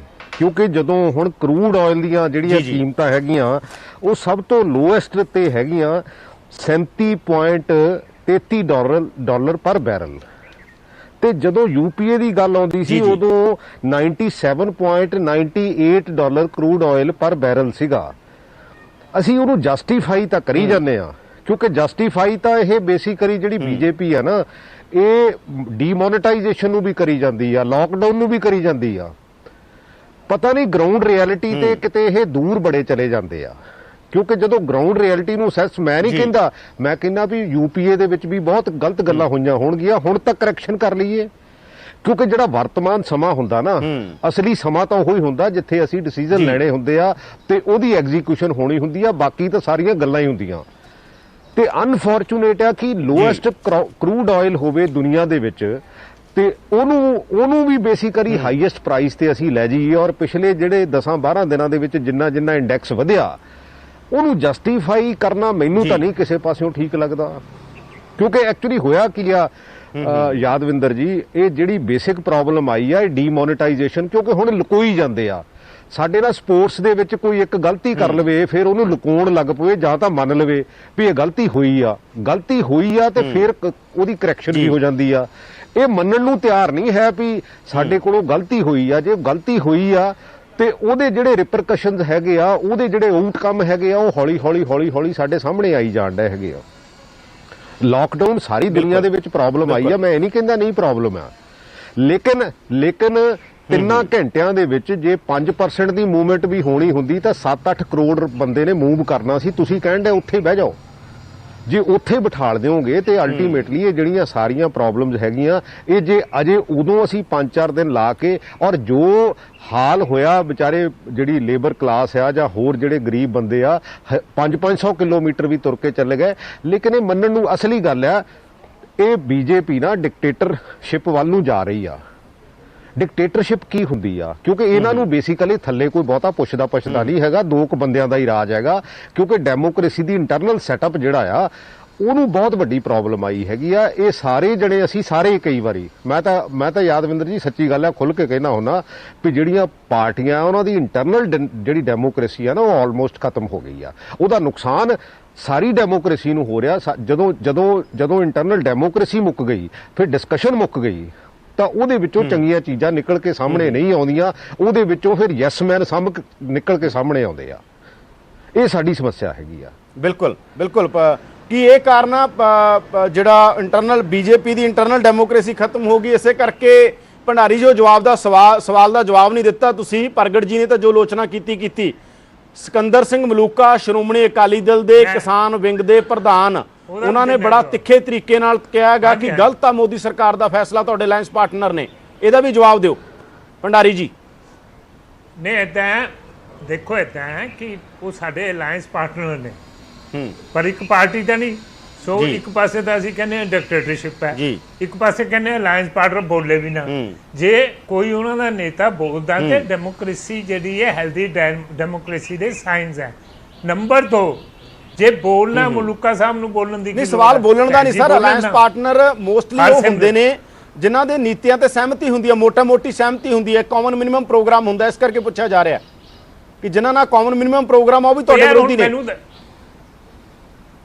ਸੁਣੋ ਮੇਰੀ ਗੱਲ, ਜੀ ਉਹ ਜਿਹੜੀ ਕੋਈ ਸਟ੍ਰੈਟੇਜਿਕ ਸਟੇਟਮੈਂਟ ਦੇਣੀ ਹੈ ਜਾਂ ਤਾਂ ਸੁਖਵੀਰ ਜੀ ਦੇਣ ਜਾਂ ਭੈਣ ਬੀਬੀ ਹਰਸਿਮਰਤ ਕੌਰ ਦੇਵੇ। ਹੁਣ ਮਲੂਕਾ ਜੀ ਨੇ ਦੇਤੀ, ਪਤਾ ਨਹੀਂ ਮਲੂਕਾ ਜੀ ਹੁਣ ਦੁਆਰਾ ਬੋਲਣਗੇ ਨਹੀਂ ਬੋਲਣਗੇ, ਕੀ ਪਤਾ। ਦੇਖੋ, ਜਿਹੜੀ ਗੱਲ ਪ੍ਰਗਟ ਸਿੰਘ ਉਹਨਾਂ ਨੇ ਕਹੀ ਹੈ ਨਾ, ਮੈਂ ਉਹਨਾਂ ਨੂੰ ਇੰਟਰਪਟ ਨਹੀਂ ਕੀਤਾ ਕਿਉਂਕਿ ਅੱਛਾ ਨਹੀਂ ਲੱਗਦਾ ਇੰਟਰਪਟ ਕਰਦੇ। ਵੀ ਜੇ ਤੁਸੀਂ ਇੰਟਰਨੈਸ਼ਨਲ ਪ੍ਰਾਈਜ਼ਸ ਸਾਨੂੰ ਸੁਣਾਤੀਆਂ, ਸੈਂਟਰ ਦੀ ਇਨਕਰੀਜ਼ ਤੁਸੀਂ ਸੁਣਾਤੀ, ਕੈਪਟਨ ਸਾਹਿਬ ਨੇ ਕਿਸ ਖੁਸ਼ੀ 'ਚ ਬੈਠ ਵਧਾਤਾ ਜੀ। ਇਹ ਜਿੰਨੀ ਲੌਜਿਕ ਇਹਨਾਂ ਨੇ ਦਿੱਤਾ ਥੋੜਾ ਜਿਹਾ ਕੈਪਟਨ ਸਾਹਿਬ ਨੂੰ ਵੀ ਦੇ ਦਿੰਦੇ ਵੀ ਇਸ ਵੇਲੇ ਲੋਕਡਾਊਨ ਹੈ ਉਹ ਹੈ ਵੀ ਕਮ ਸੇ ਕਮ ਸਟੇਟ ਤਾਂ ਵੈਟ ਨਾ ਵਧਾਵੇ, ਉਹਨਾਂ ਨੂੰ ਵੀ ਲੱਗੇ ਹੱਥ ਜਿਹੜਾ ਵੈਟ ਵਧਾਤਾ। ਨੰਬਰ 2 ਜਿਹੜੀਆਂ ਗੱਲਾਂ ਕਰਦੇ ਡੈਮੋਕ੍ਰੇਸੀ ਦੀ, ਦੇਖੋ ਇਹ ਅੱਜ ਦਾ ਵਿਸ਼ੇ ਨਹੀਂ, ਪਰ ਤੁਸੀਂ ਚੰਗਾ ਟਾਈਮ ਦਿੱਤਾ। ਜੇ ਮੈਂ ਉੱਤੇ ਨਾ 2 ਲਾਈਨਾਂ ਬੋਲਿਆ ਤੇ ਮੈਂ ਫਿਰ ਕੁਤਾਹੀ ਕਰਾਂਗਾ ਆਪਣੀ ਜ਼ਿੰਮੇਵਾਰੀ। ਦੇਖੋ ਡੈਮੋਕ੍ਰੇਸੀ ਦੀ ਗੱਲ ਕਾਂਗਰਸ ਵਾਲੇ ਕਰ ਰਹੇ ਜੀ, ਜਿਹੜੇ ਇੱਕ ਡਾਇਨੈਸਟਿਕ ਲੀਡਰਸ਼ਿਪ ਦੇ ਅੰਡਰ ਕੰਮ ਕਰਦੇ ਆ, ਔਰ ਜਿਨ੍ਹਾਂ ਦਾ ਪ੍ਰਧਾਨ ਮਨਮੋਹਨ ਸਿੰਘ ਜੀ ਦੇ ਟਨਿਓਰ ਦੇ ਵਿੱਚ ਇੱਕ ਮਨਮੋਹਨ ਸਿੰਘ ਜੀ ਨੇ ਆਪਣੇ ਨੋਟੀਫਿਕੇਸ਼ਨ ਕੱਢੀ ਹੈ, ਉਹ ਜਿਹੜਾ ਉਹਨਾਂ ਨੇ ਆਪਣਾ ਇੱਕ ਡਿਸੀਜਨ ਲੈ ਕੇ ਨੋਟੀਫਿਕੇਸ਼ਨ ਕੱਢੀ, ਉਹਨੂੰ ਬਾਹਰ ਆ ਕੇ ਸਿੱਧੀ ਜਿਹੜੀ ਹੈ ਰਾਹੁਲ ਗਾਂਧੀ ਨੇ ਪਾੜਤਾ, ਔਰ ਉਹਨਾਂ ਨੇ ਡਿਸੀਜਨ ਹੀ ਵਾਪਸ ਨਾ ਲਿਆ ਗੌਰਮੈਂਟ ਦਾ। ਇਹ ਕਿਹੜੀ ਡੈਮੋਕ੍ਰੇਸੀ ਹੋਈ?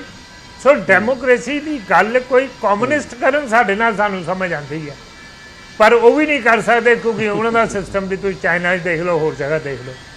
ਇਹ ਕਾਂਗਰਸ ਤਾਂ ਕਿਸੇ ਮੂੰਹ ਨਾਲ ਡੈਮੋਕ੍ਰੇਸੀ ਦੀ ਗੱਲ ਨਾ ਕਰੇ, ਔਰ ਨਾ ਕਾਂਗਰਸ ਕਰੇ, ਨਾ ਮਕੀ ਲਾਲੂ ਦੀ ਪਾਰਟੀ ਕਰੇ, ਨਾ ਮੁਲਾਇਮ ਦੀ ਪਾਰਟੀ ਕਰੇ, ਇਹਨਾਂ ਦੀਆਂ ਪਾਰਟੀਆਂ ਨੂੰ ਕਰਨਾ ਬਣਦਾ ਹੀ ਨਹੀਂ। ਸੋ ਇਸ ਕਾਰਨ ਡੈਮੋਕ੍ਰੇਸੀ ਦੀ ਗੱਲ ਨਾ ਕਰੋ, ਸਾਨੂੰ ਸ਼ੀਸ਼ਾ ਨਾ ਦਿਖਾਓ। ਸਭ ਨਾਲ ਪਹਿਲਾਂ ਤੁਸੀਂ ਸ਼ੀਸ਼ਾ ਦੇਖੋ। ਨਹਿਰੂ ਤੋਂ ਲੈ ਕੇ ਰਾਜੀਵ ਤੋਂ ਲੈ ਕੇ ਹੁਣ ਤੱਕ ਜਿਹੜਾ ਜੋ ਹਾਲਤ ਤੁਹਾਡੀ ਪਾਰਟੀ ਦੀ ਹੈ, ਲੈਸ ਦਾ ਬੈਟਰ। ਜੀ ਬਿਲਕੁਲ ਡਿਸਕਸ਼ਨ ਹੋਰ ਪਾਸੇ ਚਲੀ ਜਾਣੀ ਆ, ਡਿਸਕਸ਼ਨ ਹੋਰ ਪਾਸੇ ਚਲੀ ਜਾਣੀ, ਕਿਸ ਦਿਨ ਇਹਦੇ ਤੇ ਵੀ ਰੱਖ ਲਾਂਗੇ ਪਾਰਟੀਆਂ ਦੀ ਇੰਟਰਨਲ ਡੈਮੋਕ੍ਰੇਸੀ ਦੇ ਉੱਤੇ। ਤੁਹਾਡੇ ਬਾਰੇ ਬਹੁਤ ਕੁਝ ਕਿਹਾ ਜਾਂਦਾ ਕਿ ਅੱਜ ਕੱਲ ਤੁਹਾਡੇ 2 ਹੀ ਚਿਹਰੇ ਦਿਖਦੇ ਨੇ, ਤੀਜੇ ਦਾ ਨਾਂ ਕਿਸੇ ਦੇ ਯਾਦ ਨਹੀਂ ਆਉਂਦਾਗਾ। ਤੁਹਾਡੇ ਬੀਜੇਪੀ ਦੇ ਲੀਡਰ ਹੀ ਬਹੁਤ ਸਾਰੇ ਆਫ ਦੀ ਰਿਕਾਰਡ ਕਹਿੰਦੇ ਨੇ ਕਿ ਸਾਡੇ 2 ਹੀ ਚਿਹਰੇ ਨੇ, ਵਿਅਕਤੀ ਕਦੇ ਇੰਪੋਰਟੈਂਟ ਨਹੀਂ ਹੁੰਦਾ ਸੀ। ਆਰਐਸਐਸ ਸੇ ਮੰਨਦੀ ਸੀਗੀ ਕਿ ਵਿਅਕਤੀ ਇੰਪੋਰਟੈਂਟ ਨਹੀਂ ਹੈ, ਆਰਗੇਨਾਈਜੇਸ਼ਨ ਇੰਪੋਰਟੈਂਟ ਆ। ਤਾਂ ਬਹੁਤ ਸਾਰੀਆਂ ਹੀ ਪਾਰਟੀਆਂ, ਜਿਵੇਂ ਸਾਰੀ ਡੈਮੋਕ੍ਰੇਸੀ ਜਿੰਨੀਆਂ ਪਾਰਟੀਆਂ ਨੇ, ਉਹਨਾਂ ਸਾਰੀਆਂ ਅੰਦਰ ਹੀ ਇਹ ਸਵਾਲ ਉੱਠਦੇ ਨੇ। ਤਾਂ ਵਧੀਆ ਗੱਲ ਹੈ, ਇੰਟਰਨਲ ਡੈਮੋਕ੍ਰੇਸੀ ਤੇ ਗੱਲ ਹੋਣੀ ਚਾਹੀਦੀ, ਪਰ ਗੱਲ ਪੈਟਰੋਲ ਡੀਜ਼ਲ ਤੇ ਹੋ ਰਹੀ ਹੈ। ਸਾਨੂੰ ਇੱਕ ਬ੍ਰੇਕ ਲਈ ਰੁਕਣਾ ਪੈਣਾ, ਬ੍ਰੇਕ ਤੋਂ ਬਾਅਦ ਅਸੀਂ ਹਾਜ਼ਰ ਹੁੰਨੇ ਆ। ਬ੍ਰੇਕ ਤੋਂ ਬਾਅਦ ਪੁੱਛਦੇ ਹਾਂ ਕਿ ਪੈਟਰੋਲ ਡੀਜ਼ਲ ਦੇ ਉੱਤੇ ਕੈਪਟਨ ਸਰਕਾਰ ਕੀ ਕਰ ਰਹੀ ਹੈ। ਪ੍ਰਗਟ ਸਿੰਘ ਤੋਂ ਪੁੱਛਦੇ ਹਾਂ, ਇੱਕ ਬ੍ਰੇਕ ਲਈ ਰੁਕਦੇ ਹਾਂ।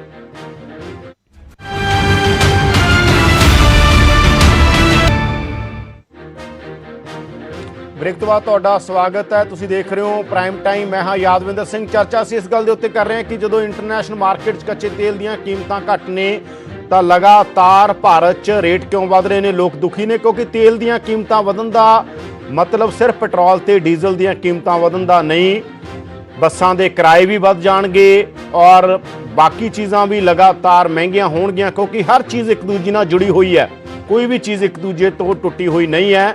ਤਾਂ ਸਾਡੇ ਨਾਲ ਜੁੜੇ ਹੋਏ ਨੇ ਰਜਿੰਦਰ ਭੰਡਾਰੀ, ਬੀਜੇਪੀ ਦੇ ਸਾਬਕਾ ਪ੍ਰਧਾਨ, ਸਾਡੇ ਨਾਲ ਨੇ ਸੋਸ਼ਲ ਐਕਟਿਵਿਸਟ ਕਮਲਜੀਤ, ਪ੍ਰਗਟ ਸਿੰਘ ਵੀ ਬੜੀ ਜਲਦੀ ਸਾਡੇ ਨਾਲ ਹੋਣਗੇ।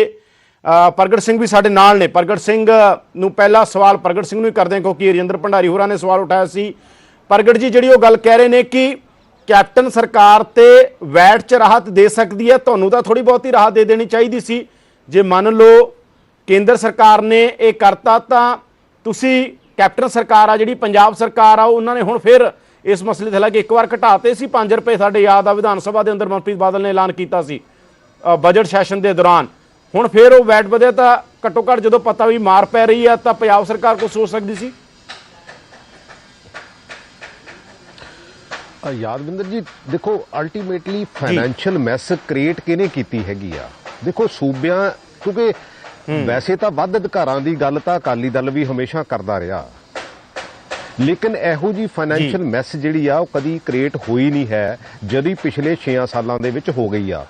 ਮੈਂ ਥੋੜਾ ਜਿਹਾ ਜੇ ਤੁਹਾਨੂੰ, ਕਿਉਂਕਿ ਅਲਟੀਮੇਟਲੀ ਜਿਹੜਾ ਫਾਈਨੈਂਸ਼ੀਅਲ ਮੈਨੇਜਮੈਂਟ ਹੈਗੀ ਆ, ਜੇ ਉਹ ਕਿਸੇ ਘਰ ਦੀ ਠੀਕ ਨਹੀਂ ਆ, ਕਿਸੇ ਸੂਬੇ ਦੀ ਠੀਕ ਨਹੀਂ ਆ ਜਾਂ ਕਿਸੇ ਦੇਸ਼ ਦੀ ਠੀਕ ਨਹੀਂ ਆ, ਉਹਦਾ ਅਲਟੀਮੇਟਲੀ ਹਰ ਚੀਜ਼ ਤੇ ਇਫੈਕਟ ਕਰਦਾ ਹੈਗਾ। ਪਿਛਲੇ ਸਮੇਂ ਦੇ ਵਿੱਚ ਬੇਸਿਕਲੀ 14.5 ਲੱਖ ਕਰੋੜ ਰੁਪਈਆ ਤਾਂ ਐਨਪੀਏ ਹੋ ਗਿਆ। ਬੈਂਕਿੰਗ ਸਿਸਟਮ ਜਿਹੜੀ ਆ ਉਹ ਬਿਲਕੁਲ ਹਿੱਲੀ ਹੋਈ ਆ, ਕਿਉਂਕਿ ਜਿੰਨਾ ਸਾਨੂੰ ਜੀਐਸਟੀ ਆਉਣਾ ਚਾਹੀਦਾ ਸੀ ਸਾਨੂੰ ਜੀਐਸਟੀ ਵੀ ਨਹੀਂ ਆ ਰਿਹਾ। ਲਾਕਡਾਊਨ ਕਰਕੇ ਅਲਟੀਮੇਟਲੀ ਤਨਖਾਹਾਂ ਤਾਂ ਜਿਹੜੀਆਂ ਸਰਕਾਰ ਨੇ ਬੇਸਿਕਲੀ ਦੇਣੀਆਂ ਹੀ ਆ।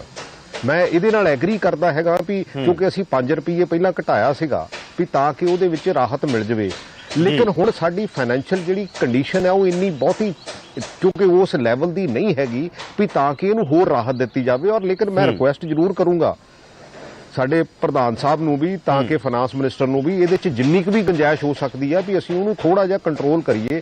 ਆਈ ਐਗਰੀਡ ਕਿ ਹਾਂ ਵੀ ਇਹ ਜਿਹੜੀਆਂ ਸਮੱਸਿਆਵਾਂ ਹੈਗੀਆਂ, ਕਿਉਂਕਿ ਪਰ ਜਦੋਂ ਸੈਂਟਰ ਗਵਰਨਮੈਂਟ ਜਿਹੜੀ ਆ ਉਹ ਇਹੋ ਜੀ ਫਾਈਨੈਂਸ਼ੀਅਲ ਮਿਸ ਕ੍ਰੀਏਟ ਕਰਕੇ ਬਹਿ ਜਾਵੇ ਤੇ ਉਹ ਸੁਭਾਵਿਕ ਹੈ ਕਿ ਉਹਦਾ ਪ੍ਰਭਾਵ ਜਿਹੜਾ ਸੂਬਿਆਂ ਤੇ ਪੈਂਦਾ ਹੈਗਾ, ਔਰ ਉਹੋ ਹੀ ਪ੍ਰਭਾਵ ਜਿਹੜਾ ਪੰਜਾਬ ਦੇ ਉੱਤੇ ਪੈਣ ਲਿਆ ਹੈਗਾ। ਕਿਉਂਕਿ 2.5 ਲੱਖ ਕਵਲ ਇੱਕ ਗੱਲ ਜਿਹੜੀ ਭੰਡਾਰੀ ਜੀ ਨੇ ਤਾਂ ਨਹੀਂ ਕਹੀ, ਸਵੇਰੇ ਅਨਿਲ ਜੋਸ਼ੀ ਹੋਰਾਂ ਜੇ ਸਾਡੇ ਨਾਲ ਸੀ ਉਹਨਾਂ ਨੇ ਕਹੀ ਸੀ ਕਮਲ ਕਿ ਮਾਰਕੀਟ ਤਾਂ ਜੀ ਡੀਰੈਗੂਲੇਟ ਹੋਈ ਹੈ।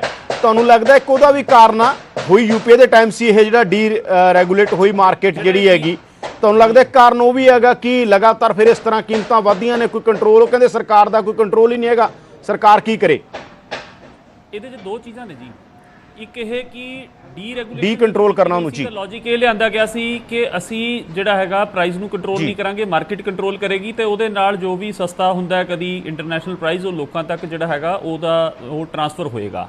ਲੇਕਿਨ ਦੂਜੀ ਚੀਜ਼ ਜਿਹੜੀ ਇਹਦੇ ਵਿੱਚ ਦੇਖਣ ਵਾਲੀ ਹੈ, ਪਿਛਲੇ ਦਿਨਾਂ ਦੇ ਵਿੱਚ ਹੀ ਹਲੇ ਇਸੇ ਮਹੀਨੇ ਦੇ ਵਿੱਚ ਹੀ ਲੰਘੇ ਮਹੀਨੇ ਦੇ ਵਿੱਚ ਜਿਹੜੇ ਕੇਂਦਰੀ ਮੰਤਰੀ ਨੇ ਪੈਟਰੋਲੀਅਮ ਦੇ ਧਰਮੇਂਦਰ ਪ੍ਰਧਾਨ, ਉਹਨਾਂ ਨੇ ਬਕਾਇਦਾ ਇਹ ਇੰਟਰਵਿਊ ਦੇ ਵਿੱਚ ਆਪਣੀ ਦੇ ਵਿੱਚ ਕਿਹਾ ਕਿ ਅਸੀਂ ਇਸ ਗੱਲ ਬਾਰੇ ਵਿਚਾਰ ਕਰਾ ਰਹੇ ਹਾਂ ਕਿ ਜਿਸ ਦੌਰਾਨ ਇਹ ਕੀਮਤ ਸਸਤੀ ਹੋਈ ਹੈ ਇੰਟਰਨੈਸ਼ਨਲ ਮਾਰਕੀਟ ਦੇ ਵਿੱਚ ਕੱਚੇ ਤੇਲ ਦੀ, ਉਸ ਦੌਰਾਨ ਅਸੀਂ ਸਟਾਕ ਵਧਾ ਲਈਏ ਆਪਣਾ ਕੱਚੇ ਤੇਲ ਤੋਂ ਖਰੀਦ ਕੇ। ਇੱਥੋਂ ਤੱਕ ਕਿ ਯੂਐਸ ਦੇ ਵਿੱਚ ਓਵਰਸੀਜ਼ ਸਟਾਕ ਜਿਹੜੇ ਬਹੁਤਾ ਸਟਾਕ ਆਪਾਂ ਨੂੰ ਪਤਾ ਹੈ ਸਮੁੰਦਰੀ ਜਹਾਜ਼ਾਂ ਦੇ ਵਿੱਚ ਇਹਨਾਂ ਦੇ ਜਿਹੜੇ ਬੇੜੇ ਨੇ ਉਹਦੇ ਵਿੱਚ ਹੁੰਦਾ 8-9 ਮਿਲੀਅਨ ਜਿਹੜਾ ਟਨ ਸਟਾਕ ਹੈ ਉਹ ਆਲਰੇਡੀ ਇਹਨਾਂ ਨੇ ਕੀਤਾ ਉਸ ਦੌਰਾਨ। ਤੇ ਈਵਨ ਨੈਸ਼ਨਲੀ ਵੀ ਦੇਸ਼ ਦੇ ਅੰਦਰ ਵੀ 5.25 ਮਿਲੀਅਨ ਟਨ ਸਟਾਕ ਹੁੰਦਾ, ਉਹਨੂੰ ਇਹਨਾਂ ਨੇ ਵਧਾ ਕੇ 6.5 ਮਿਲੀਅਨ ਟਨ ਤੱਕ ਲੈ ਕੇ ਗਏ ਨੇ।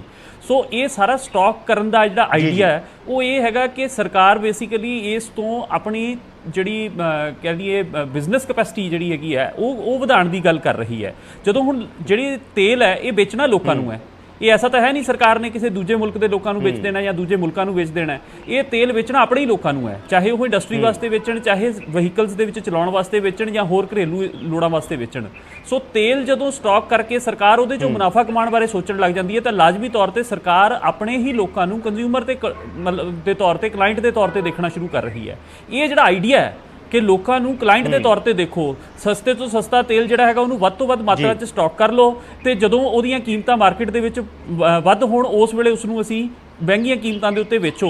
ਇਹ ਜਿਹੜਾ ਆਈਡੀਆ ਹੈ ਪੂਰੇ ਦਾ ਪੂਰਾ, ਇਹ ਆਈਡੀਆ ਹੀ ਆਪਣੇ ਆਪ ਦੇ ਵਿੱਚ ਵੈਲਫੇਅਰ ਸਟੇਟ ਦੀ ਲਗਾਤਾਰ ਖੋਰਾ ਜਿਹੜੀ ਯੂਪੀਏ ਸਰਕਾਰ ਤੋਂ ਸ਼ੁਰੂ ਹੋਇਆ ਤੇ ਸਭ ਤੋਂ ਤੇਜ਼ੀ ਦਾ ਦੌਰ ਇਸ ਵੇਲੇ ਉਹਦੇ 'ਚ ਚੱਲ ਰਿਹਾ ਹੈ ਕਿ ਸਰਕਾਰ ਆਪਣੀ ਹਰ ਜ਼ਿੰਮੇਵਾਰੀ ਤੋਂ ਭੱਜ ਕੇ ਉਸ ਦੀ ਬਜਾਏ ਸਰਕਾਰ ਆਪਣੀਆਂ ਫਾਈਨੈਂਸ਼ੀਅਲ ਪਾਵਰਸ ਨੂੰ ਮਜ਼ਬੂਤ ਕਰ ਰਹੀ ਹੈ, ਚਾਹੇ ਉਹ ਸਟੇਟਾਂ ਦੇ ਵਿਜ਼ਾ ਹੈ ਚਾਹੇ ਉਹ ਲੋਕਾਂ ਦੇ ਵਿਜ਼ਾ ਹੈ। ਸਰਕਾਰ ਆਪਣੀ ਫਾਈਨੈਂਸ਼ੀਅਲ ਪਾਵਰਸ ਜਿਹੜੀਆਂ ਨੇ ਉਸ ਨੂੰ ਇਸ ਤਰ੍ਹਾਂ ਨਾਲ ਮੇਨਟੇਨ ਕਰ ਰਹੀ ਹੈ ਕਿ ਸਰਕਾਰ ਜਿਹੜੀ ਹੈ ਉਹ ਲੋਕਾਂ ਦੇ ਨਾਲ ਆਪਣੀ ਸ਼ਾਟਸ ਖੇਡ ਸਕੇ। ਸੋ ਇਹ ਜਿਹੜਾ ਆਈਡੀਆ ਹੈ ਇਹ ਡੇਂਜਰਸ ਆਈਡੀਆ ਹੈ। ਜਿਹੜੀ ਗੱਲ ਭੰਡਾਰੀ ਜੀ ਉਹਨਾਂ ਨੇ ਤਾਂ ਵਧੀਆ ਬਾਈਪਾਸ ਕਰਤਾ ਵੀ, ਕਿਉਂਕਿ ਜਿਹੜਾ ਸਾਹਮਣੇ ਆਰੋਪ ਲਗਾ ਰਿਹਾ ਉਹ ਖੁਦ ਡਾਇਨਾਸਟ ਹੈ, ਉਹਨਾਂ ਦੀ ਪਾਰਟੀ ਡਾਇਨਾਸਟ ਹੈ। ਲੇਕਿਨ ਮੈਂ ਤਾਂ ਹੁਣ ਆਮ ਆਦਮੀਆਂ ਵਜੋਂ ਇੱਕ ਗੱਲ ਕਰਦਾ, ਆਮ ਇੱਕ ਵਿਅਕਤੀ ਵਜੋਂ, ਅਸੀਂ ਤਾਂ ਕੋਈ ਪੀੜ੍ਹੀ ਦਰ ਪੀੜ੍ਹੀ ਰਾਜਨੇਤਾ ਨਹੀਂ ਹੈਗੇ, ਅਸੀਂ ਤਾਂ ਆਮ ਸਧਾਰਨ ਲੋਕ ਹਾਂ ਜਿਨ੍ਹਾਂ ਨੇ ਜਾ ਕੇ ਪੈਟਰੋਲ ਪੰਪ ਤੋਂ 100 ਰੁਪਏ ਦਾ ਪੈਟਰੋਲ ਪਾਉਣਾ ਹੁੰਦਾ ਗੱਡੀ ਦੇ ਵਿੱਚ। ਸਾਡਾ ਤਾਂ ਹੱਕ ਬਣਦਾ ਹੈ ਨਾ ਪੁੱਛਣ ਦਾ ਕਿ ਤੁਹਾਡੀ ਡੈਮੋਕ੍ਰੇਸੀ ਦਾ ਕੀ ਬਣ ਰਿਹਾ ਹੈ। ਸਾਨੂੰ ਤੇ ਨਹੀਂ ਵਾਪਸ ਮੋੜ ਕੇ ਇਹ ਕਿਹਾ ਜਾ ਸਕਦਾ ਕਿ ਤੁਸੀਂ ਤਾਂ ਆਪ ਡਾਇਨਾਸਟ ਹੋ।